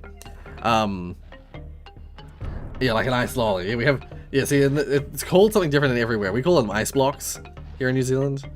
But then also we often refer to the ice cream variety as ice blocks as well, even though it doesn't really make any sense. Yeah, like the ice cream varieties are like your if you're familiar with the brand, like a Magnum brand. Yeah, it's like basically vanilla ice cream on a stick, coated in chocolate, and in this case, the one that's left over was the ones that have like little almonds in the chocolate, little almond chunks. Dude, that sounds so good. Yeah. And then what else do we have left over from the party? There was so much food. Oh, like I already finished off a bowl of chips that we had. A bowl of salt and vinegar chips. Okay, but this no, never mind. I love salt and vinegar chips. And we also have a bowl. We still have remaining a bowl of Doritos. Okay, maybe that.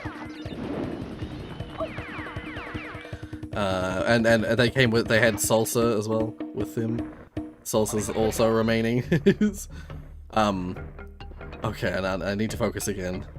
So I am more of a cream cheese person myself. well, we also had with the salt and vinegar chips. I also had some carrot sticks and celery sticks, but they actually got eaten. They got entirely eaten. They were to go with a dip called well, depending on who you talk to, it's a famous New Zealand dip, but it's called French onion dip because it's made from French onion soup mix that you then add reduced cream to, and a little bit of lemon, and it turns into like a dip, basically a dipping sauce, and it's like this oniony dipping sauce, and it's just really good. Oh, Jake Finch is back for their weekend. Oh my god, that keeps happening. Shit. I keep Worry. I'm mad. I'm mad. I keep fucking that bit up. You can do it later. You can do No, it I later. have to do it now. You can do it. I refuse to do it later. Oh, I've never had so much trouble with this. But yes, about doing a poo. What about it? Jake Finch always just shows up to do their weekly weekly poop. Oh yes, yes.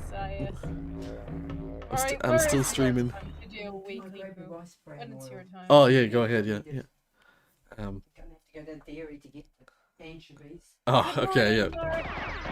No, that was Mum. That was Mum. She's over here to borrow some stuff from my kitchen. Hi, Mom. Goodbye, Mom. Yeah. Mum's borrowing from me, not the other way around. It's very strange. Wait, what?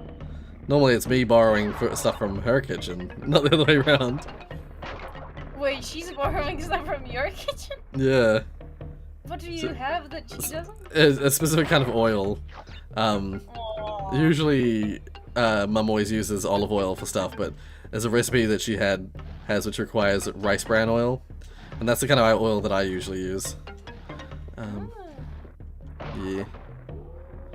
So she's over. Yeah, rice bran oil. Yep. I am still like amazed that there's a sesame oil. I still want that one. Right. I risked it and I fucked it up. Damn it! Next time you're gonna tell me that there's a butter oil. Well, butter is almost it's different, but it's in the same sort of family as oil. Hold on. Can butter be considered as oil? It's definitely different, but it's used in a very similar way in cooking. Butter is considered a solid fat. Yeah, Oil it's a liquid fat. A liquid fat. Yeah. So they're in the same family of like foods, but they are different. They're one's solid, one's liquid. It's the difference.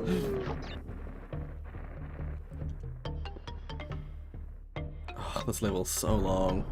Butter is strictly not an oil, sadly. Ah.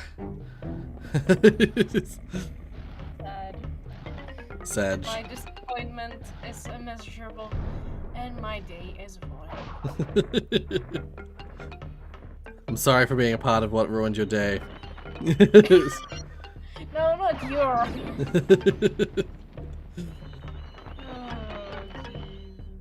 I contributed. Contributed to. No. It's fine, it's good. Because there's a reason why you use butter in baked pastries and not usually oil. Yeah. There's a reason for that, so I guess it's fine. Yeah. This is Fortnite. Yep. I'm playing Fortnite, Jake. It's Crash Bandicoot. It's Crash Bandicoot 1, the very first one. Came out in, I think, 94, the year I was born. This game is as old as me. Whoa, that's something. I think it's 94. It might even be older. It might be 93. Hold on, should I look that up for you? Perhaps. 1996. 96? I thought... Before Crash Bandicoot 1. Oh, Bandicoot 1. Oh. It might be 96. I might be mistaken. Sorry, not much of a gamer. Okay. More of a pooer. Oh yeah, Crash Bandicoot 1, it's 1996. It is 96? Oh, okay. It's a little younger than me. I really thought this was 94 for some reason. Why did I think that? There must be another game that came out 94 that... 1994? Yeah. No. There must be some other game that came out in 94 that I'm mixing it up with. Yeah, because then another game that came out was like it came out in 1997, and then another game also came out in 1998 from like the Crash Bandicoot franchise. Yeah, yeah. And then there's one that also, of course, came out in 2017. Yes. Quite amazing searches that Google is giving me right now. It like shows the most searched for as well. So. Ah, yeah, yeah.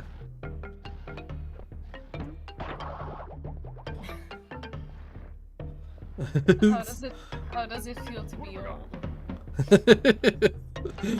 I mean, I don't feel old. but I feel old. Yeah. I still feel like a teenager. You feel the same. I feel like you feel the same way. As of like turning like, well, for me, as of turning like 18 or 19, I feel about the same. I've felt about the same ever since.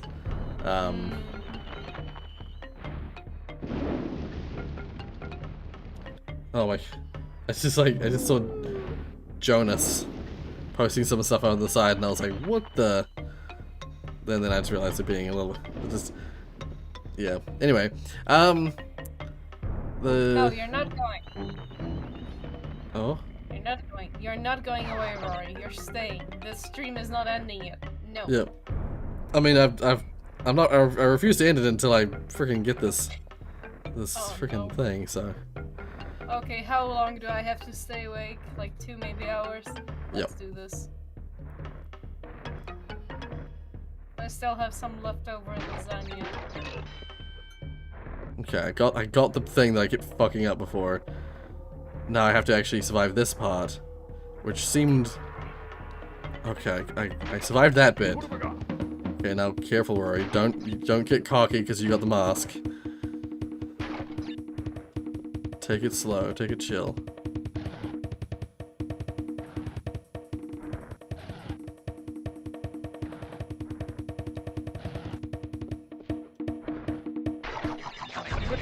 Okay.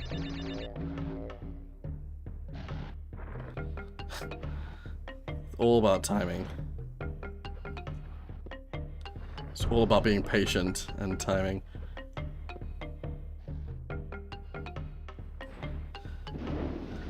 You can do it, bro. Oh, thank you. This is the part that I screwed up the first time, and was the reason why I've had to redo it for the last like hour. So this is, I'm finally back to the part that oh, okay.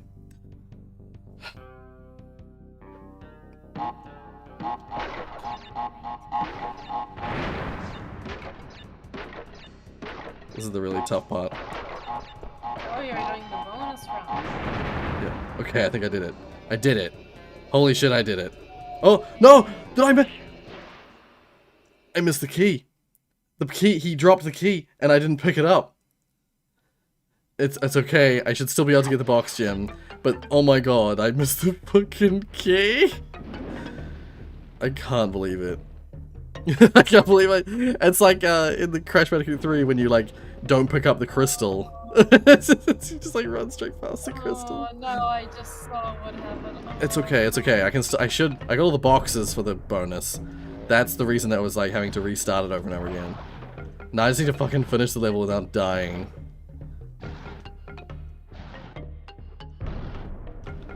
The most important part is still okay. We should still be good. I just have to be real careful not to die.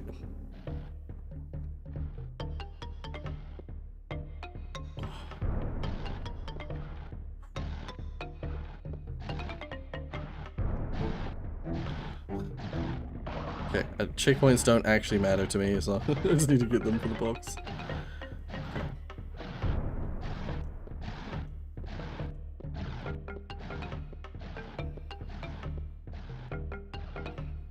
Okay. Jump to this one, jump back, get this bastard.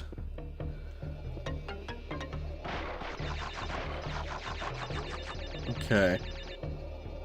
Please tell me I got the box gem. Please! Brings key codex, so that's what. Yeah, I did it! I got the gem!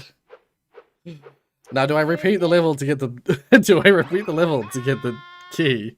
I can't believe I walked past the key!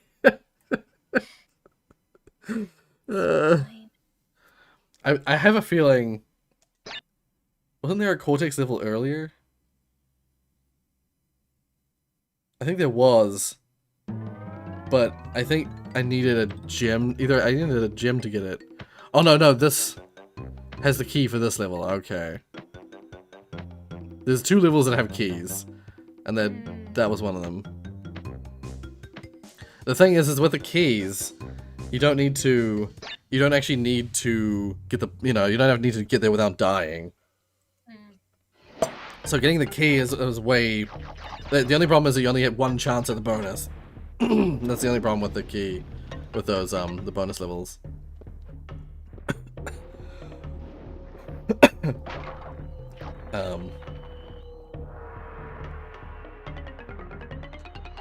So yeah, I can die in the level and it doesn't matter. I'll still get the key.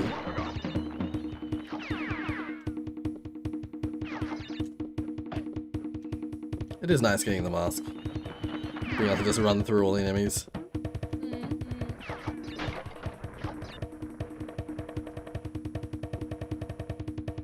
Did you guys actually... Did any of you bought anything during the winter's sale on Steam?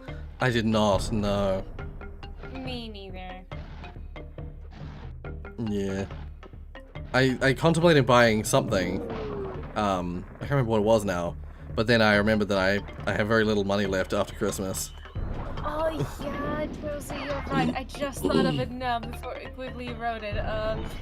There's this really awesome game that Josie has been playing sometimes in ASM. Oh yeah? And I'm not sure if you ever heard of it. It's named Lenore. L.A. Noire, yeah. I have. I've played it before and it's really cool. It's the one that, it's what that guy who's squinting, the squinting guy gif, that's what that comes from. Yes, we love it. Yeah. Yeah, Josie loves the gif so much. He's pretending it's in that section where it's like, you can either determine, you can like decide whether he's lying or whether you like believe what he said, and he just has the most liar face you've ever seen. He starts doing that. He starts making that face. And you're like, and you just like sit there and watch him and don't like press any buttons. He just gets more and more like squinty and like prune face. To me, it doesn't look like much of a liar face. To me, it looks like genuine sadness. To me, it looks like a cross between like I really hope he doesn't question me on that, but also like a sort of constipated look.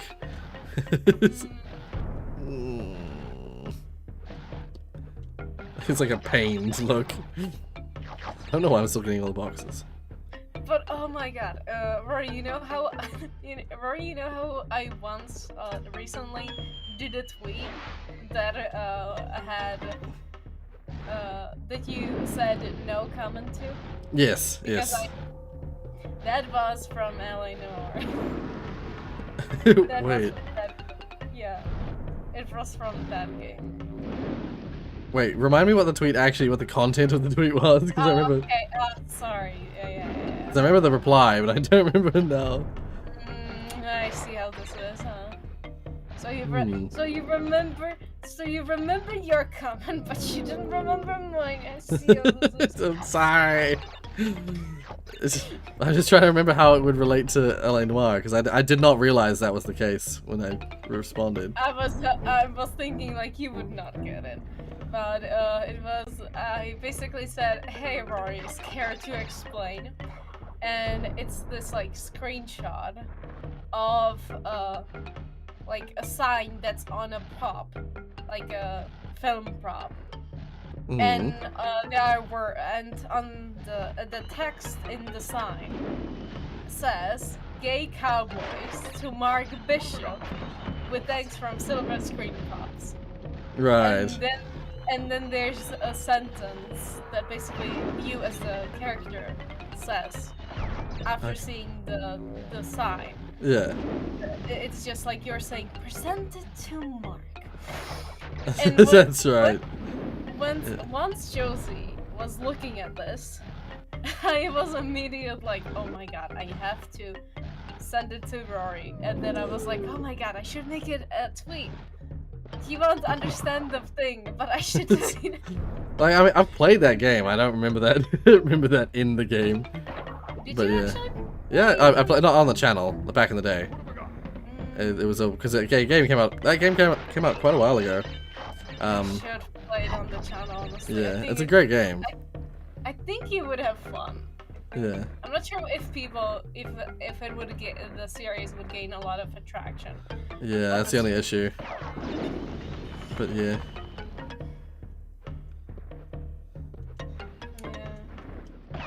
Josie, you know you have to restart the game to be with your wife again. You see, me and Josie had this running joke. Because one of the first, I believe, missions you're doing is that I believe you go to like a pub, but someone died on this like street road. Right. Yes. Yes. Yeah. Yeah. That is like the very first mission. Yeah. At some point, you can basically go inside the pub and you can go inside this restaurant thingy or something, and you can go back, you can go in through some hallways and such, and you'll get this to like back room area. Yeah. And Josie with her own character. Josie with her own character went really close to like our partner, like NPC partner. Oh yeah. And at that moment, I said, "Wife, we have to kiss now." Or something like that. We have to kiss now. And from that point, the guy that was like our partner, or well, Josie's, became wife. Yes. And yes, Digits was the same level. Oh gosh. But I did the box gem. I just missed when I was in the like secret bonus thing. The Cortex drops a key, and I somehow managed to not pick it up as I went through the in portal, so I had to do the bonus again to get the key. But thankfully, I got the box. I was still able to get the box gem despite missing the key. Yeah. Awesome. Oh, Popong 10 got broken up with on Christmas. Still feeling terrible about it. Oh, what an awful day to break up with someone. Oh my god. Yeah. What a heartless thing to do. Yeah. Sympathies. Seriously. On a better note, you get to eat all the food for yourself, or you can just get food. Oh. Ah, fuck! No, I fucked up the bonus. No. No. Oh yeah. Yeah. Well, quickly with the wife thing as well. Sadly, at some point, the partner gets switched up, and I'm guessing like we get to be like now the proper, like we get the proper detective title, I think. Right. And we Yes. get a new partner. Yeah. And me and Josie were so sad that we could not spend more time with our wife. I see. Yeah. At some point, I started joking about how Josie should restart Lenore. Yeah. Just to be with a wife, and now she has to because I played Team Fortress 2 games with her, and now she has to. I see. She has to restart all the progress to be with a wife again. I see. Oh my god. But not yet. I'll leave her do what she wants, but Yeah. on one day. Yeah.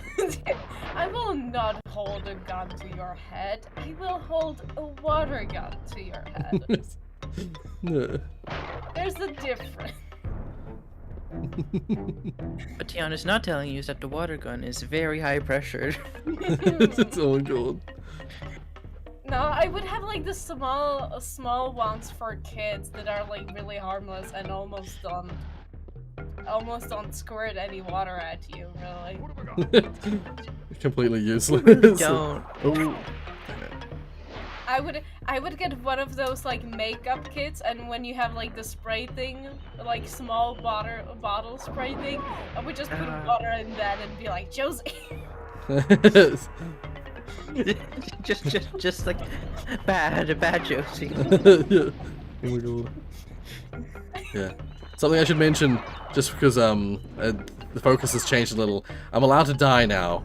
That's a big thing that's different now. Is that for the key, to get the key, I don't need to do this without dying.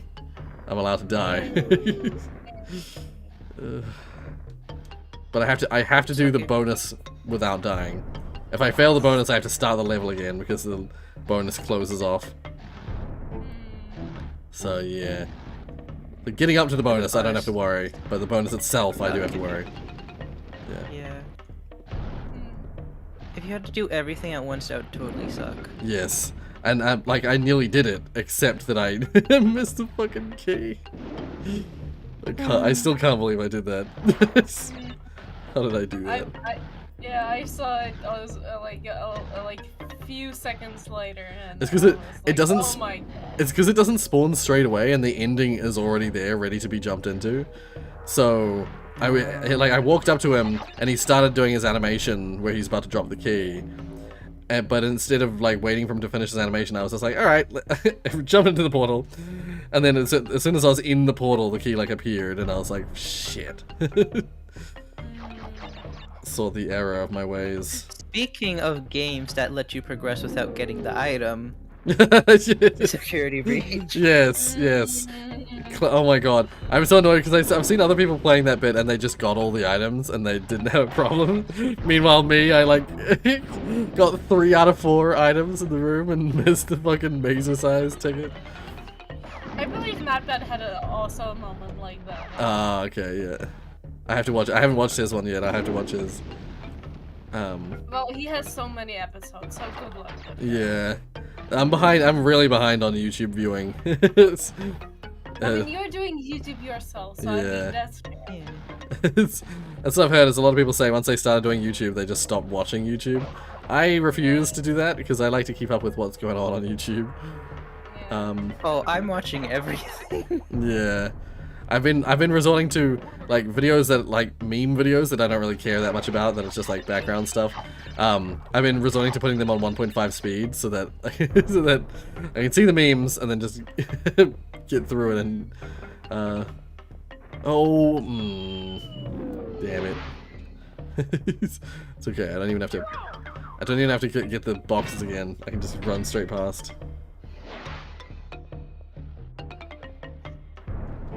Oh yeah, speaking of Mecha's Oreo shake, I got a strawberry shake. Ooh.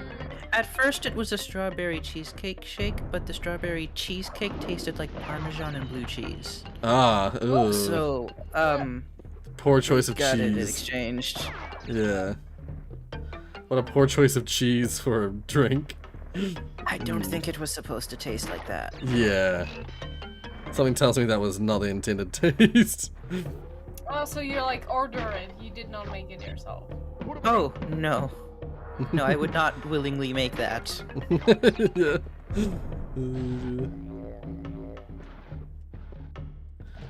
Okay.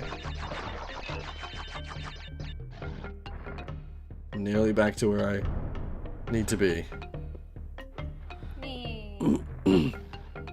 There is this thing called cheese foam boba, which I'm very curious to try because it's actually made out of like cheese. Right. Fascinating. But like, I'd probably only get it to try it. I don't think I'd actually like it. Right, yeah. Because like there's cheesecake which is like balanced, but the cheese foam's like an actual salty cheese and I'm like, eh. Right, yeah. Okay. Digits, you were not here when Roy was mentioning his leftover food. I made him say everything he has from his Give me that fucking key. flat housing party. And oh my god, so much food I want. Yeah. I got the key! I got the key! Heck yeah! Friggin' hell yeah. Small Parmesan. claps. Small golf claps for you, Rory. Thank you. I'll just quickly finish this level and I'm gonna do the boss. Because I wanted to get through the second island before the end of the stream. You did the thing! I did the thing!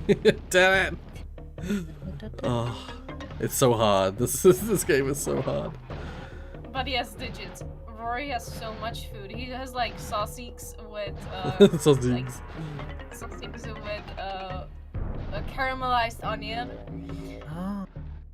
He has, I believe, still wait, tortilla chips or Yeah. Doritos? Doritos tortilla chips, yeah. Corn chips. with also dips. Salsa, yep. And a very New Zealand, what is known as a very New Zealand dish, dip, but happens to have another country's name in it, French onion dip. Oh. Interesting. Yeah, it's like a, basically, actually, it's not too different. It is different, but it's not that far off of like a, sour cream and chives kind of dip, which I believe is common in America. Oh. Is there, I don't know if you've come across that, but there's like this idea of like, every family has like their sour cream and chives dip, or like their special dip that's like a home recipe or a family recipe dip. I've heard that being a thing in the US. Don't think so. Well, to be fair, we don't interact too much with like Yeah. like white people. I was gonna say, I think it is I a was white trying to- people thing. I think it is a white people thing. I'm trying to find a way to say that, and like, there's no good way to say it. Yeah. I do genuinely think it's a white people thing. It's like a suburban mom recipe thing. Yeah, because like even Hispanics, like, you know, they don't really have that. Of course, you have their like, you know, specific country's food or whatever. Yes. But, like, Yeah.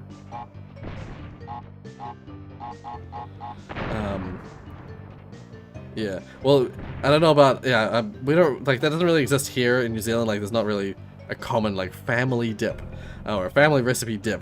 But oh shit, I hit the cart. Wasn't paying attention. But there's like what is considered like a kiwi, real kiwi dip, and it's I call it French onion, but it's just you buy basically the mixture to make buy the powder to make a French onion or just an onion soup, and then you mix it with reduced cream, add a little bit of lemon or vinegar depending on your taste, and then you mix all that together, put it in the fridge for a bit to chill it, and then it makes a oniony dip that goes pretty well with like salt and vinegar chips or just ready salted chips. Yeah, it's considered like a New Zealand, it's like a Kiwiana food, just like how ketchup and well, I say ketchup, tomato sauce and pies and stuff like that are like considered Kiwi food. Even though they're not really, I mean, they're more British, really, than anything. But, yeah. Made that. It's a long story short, made that. Had chips to go with that, but I also, like, that French onion dip is often, eaten with, carrot sticks or celery sticks. And so oddly enough, the carrot sticks and celery sticks are like one of the only things where all of it was eaten. Like, at the end of the night, all the carrot sticks and celery sticks were eaten. Like, I guess my friends are old enough now to become health conscious, because we had, like, candy. The candy didn't get eaten. I mean, people ate it, but, like, it didn't get all eaten.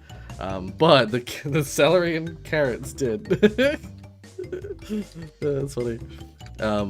Anyway, I'm just gonna honestly, save state it. For me, when there's like a veggie, it's like an obligation. It's just like, oh, fine, I'll take like two. Yeah.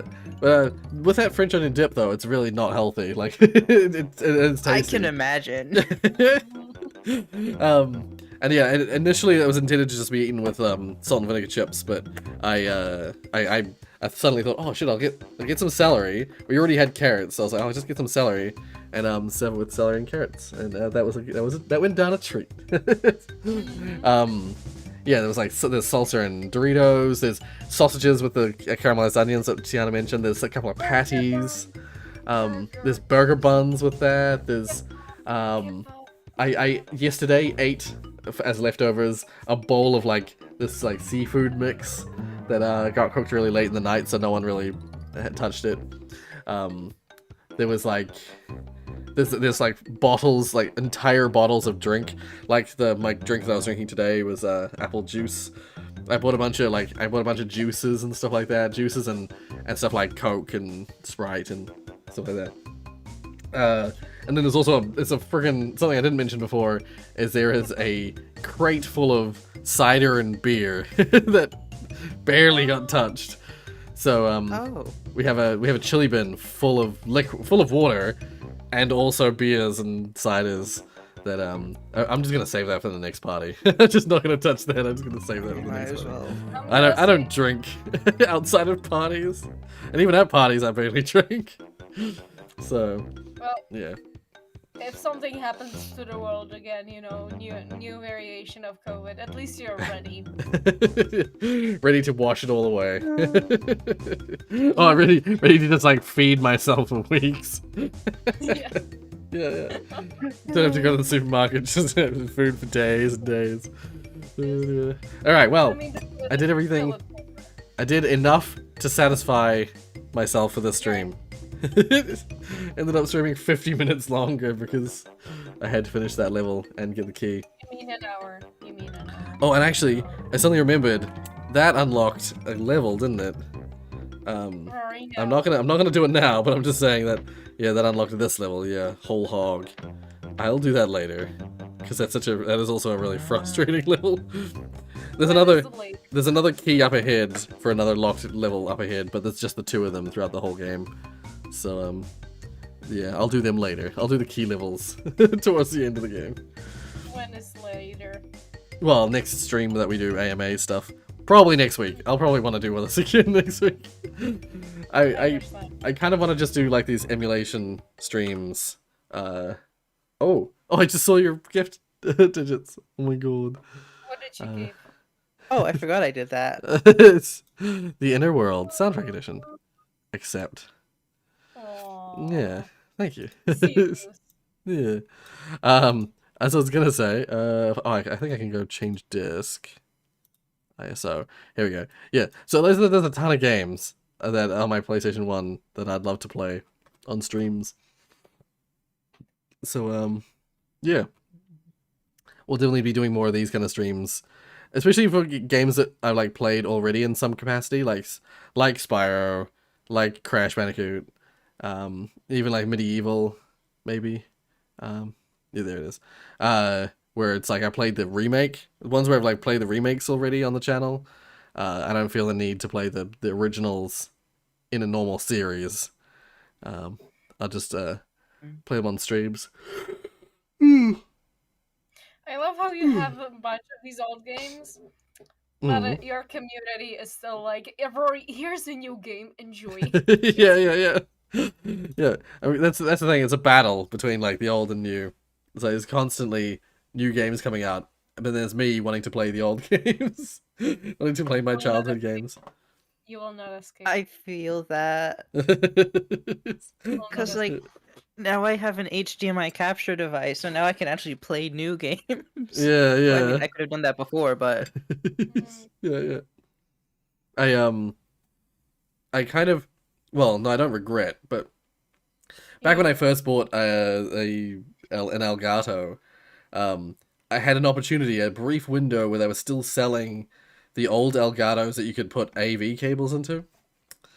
And part of me regrets not going for that one. The only reason I didn't go for that one was because it only records up to 720p footage or something, or it's only 30 frames per second or something. It was limited in some way that I was like, oh, I don't want to record PS4 games in a lower than the resolution that they run in, you know.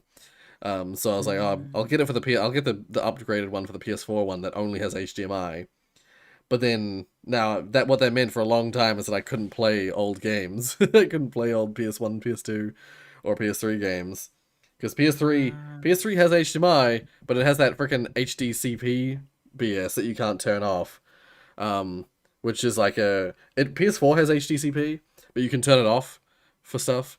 Basically, it means that if you've got a capture device, it basically won't let you run like certain things. Like if you try and run a movie on your PS4, if you have HDCP turned off, it will just say, "Nah, you can't do it," because otherwise you could record the movie, and then yeah. And that's the same with PS. That was what the intention was with the PS3 one as well. Except there's no way to turn it off, so you can't turn it off for like recording games and stuff like that. Yeah, it's BS.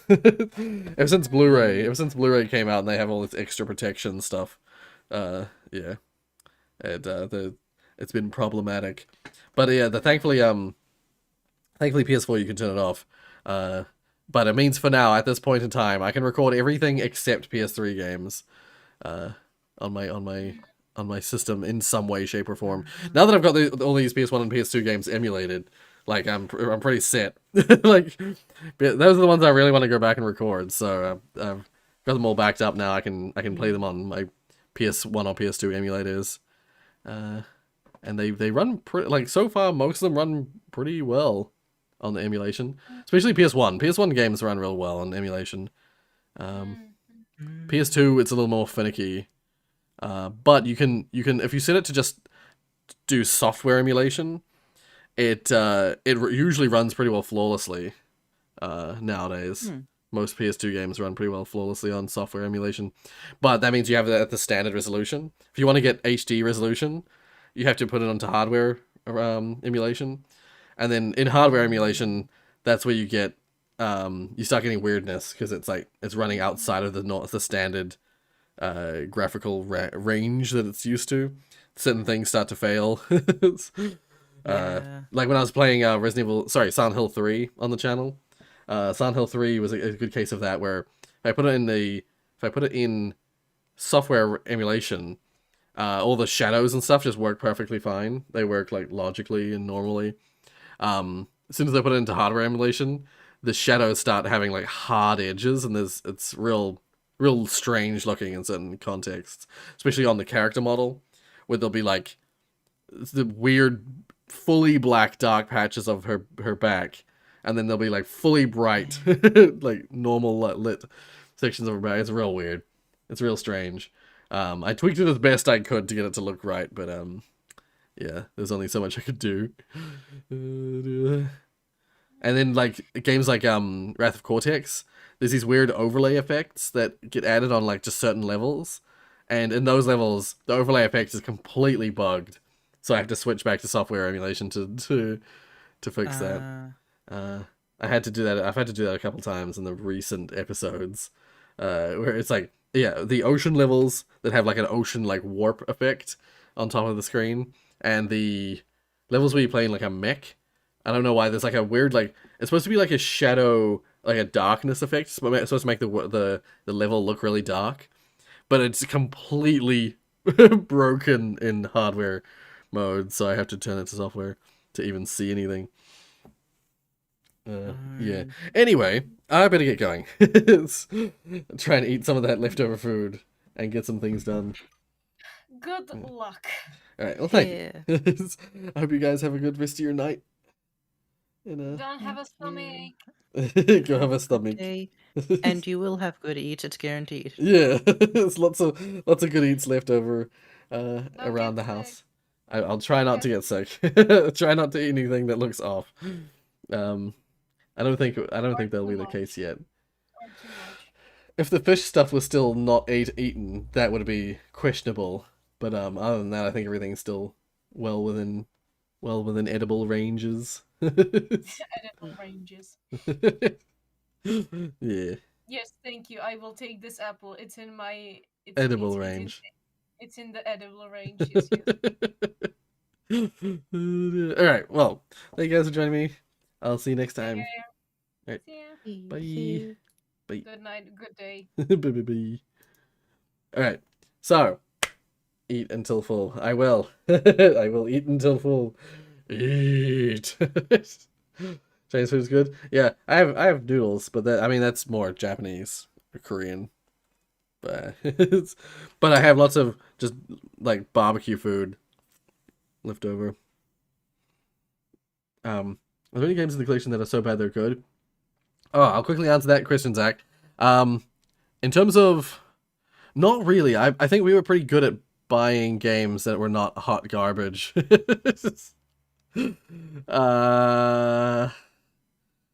I'm not sure about, especially PS2. I think PS2 we were good. PS1, yes. There are some games which are honestly terrible. Like, well, not terrible, but they're, I would say they're less than good. A Bug's Life, I love it. It is a pretty shitty game. PS2 Katamari win. It's like, I actually don't own Katamari on PS2, unfortunately. But if I acquire it, I should look at it, look to see if I can get it on Trade Me. I still need to finish the Katamari on Steam. What else? What other? This is like, I love this game. I could see people thinking that's like pretty trash. Let's see what else there. Pardon me. Frenzy's pretty trash. It's really hard, like super hard, but it's such a trashy game. It's, what else is there? Mickey's Wild Adventure is kind of a cash grab. Mort the Chicken. Oh yeah, that Katamari that I was playing on the channel is on Steam. Yeah, yeah. You didn't. I didn't know you didn't know that. Yeah, yeah. I was getting achievements and stuff because it's on Steam. More the Chicken is like a trash game that I'd love to try. I never played it. I only bought it because I saw it on Trade Me. Well, so Pandemonium 2 is pretty shit. Even though I love the Pandemonium games. I recall it being not a good game. Rugrats Search for Reptile is a real shitty game, and I love it. Simpsons Wrestling, same deal. South Park Rally, same deal. Toy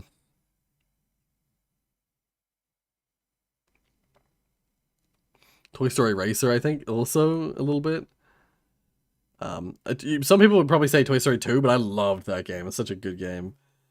Because it's definitely like it's like a movie buy-in, like a movie cash grab game, but it's still so good.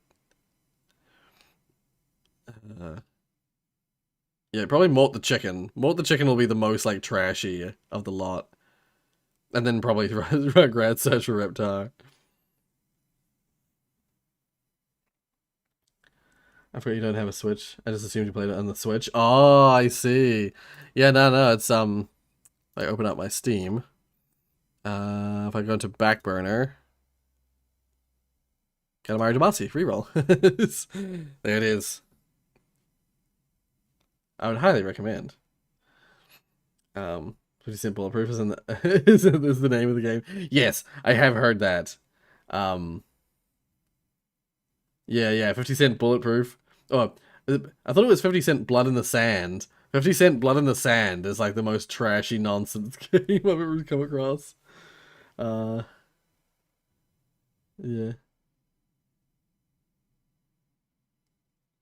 Oh damn, nice Mecha, nice. Okami. Yeah, I have Okami on Steam on Steam as well.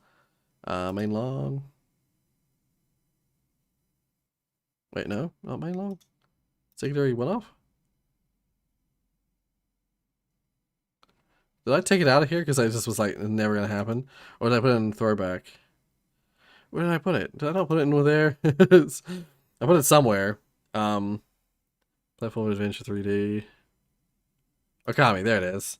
Oh, I must have taken it out because I was like, this is too long. You can get Okami on Steam as well. I was using Noed, that perk is broken. It is. Yeah.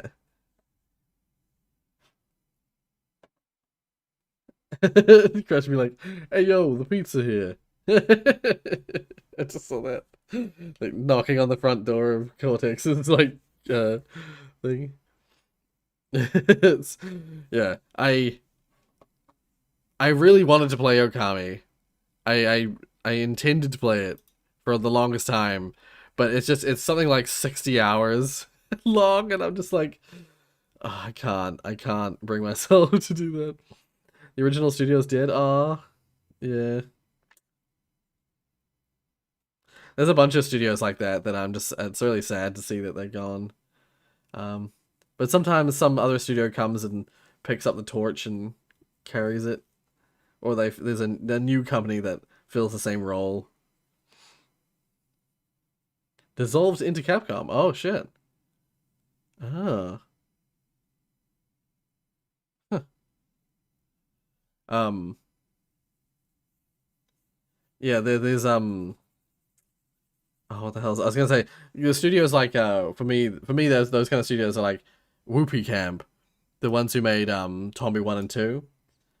They existed. They sort of like folded, or they like sort of dissolved into a bunch of different studios and then disappeared. There's a sequel / prequel on the DS called Okami Den. I feel like I remember seeing something about that. That's unlikely I'll ever get to play something like that. Yeah. Anyway, I should go. Yeah, thank you guys so much for joining me. I'll see you in the next stream. Next stream probably will be a Dead by Daylight stream. It might be mixed with something else, but definitely Dead by Daylight. And then there's probably going to be another stream next weekend where I do this. I do more of this. You know, more PlayStation / PS2 emulator. Definitely going to finish off Crash Bandicoot. Maybe I'll just do Crash Bandicoot 1, 2, and 3 initially. Sorry for the questions. It's okay. No. I like the questions. The questions are what make these streams interesting. Well, they add a lot to the stream, is what I should say. They're not the only thing that makes it interesting. One of those people got camera for teabagging me. He was literally looping me, and he didn't even have those hand signals. I even did those hand signals. I think he thought I was baby Pyramid Head, but little did he know. I see. Yes. Yeah. Yeah. Anyway, yep. See you guys. Have a good day, and I'll see you in the videos. See you in the videos during the week. Right. Bye. Bye. No, wrong buttons. Is it not that? No, it's this one.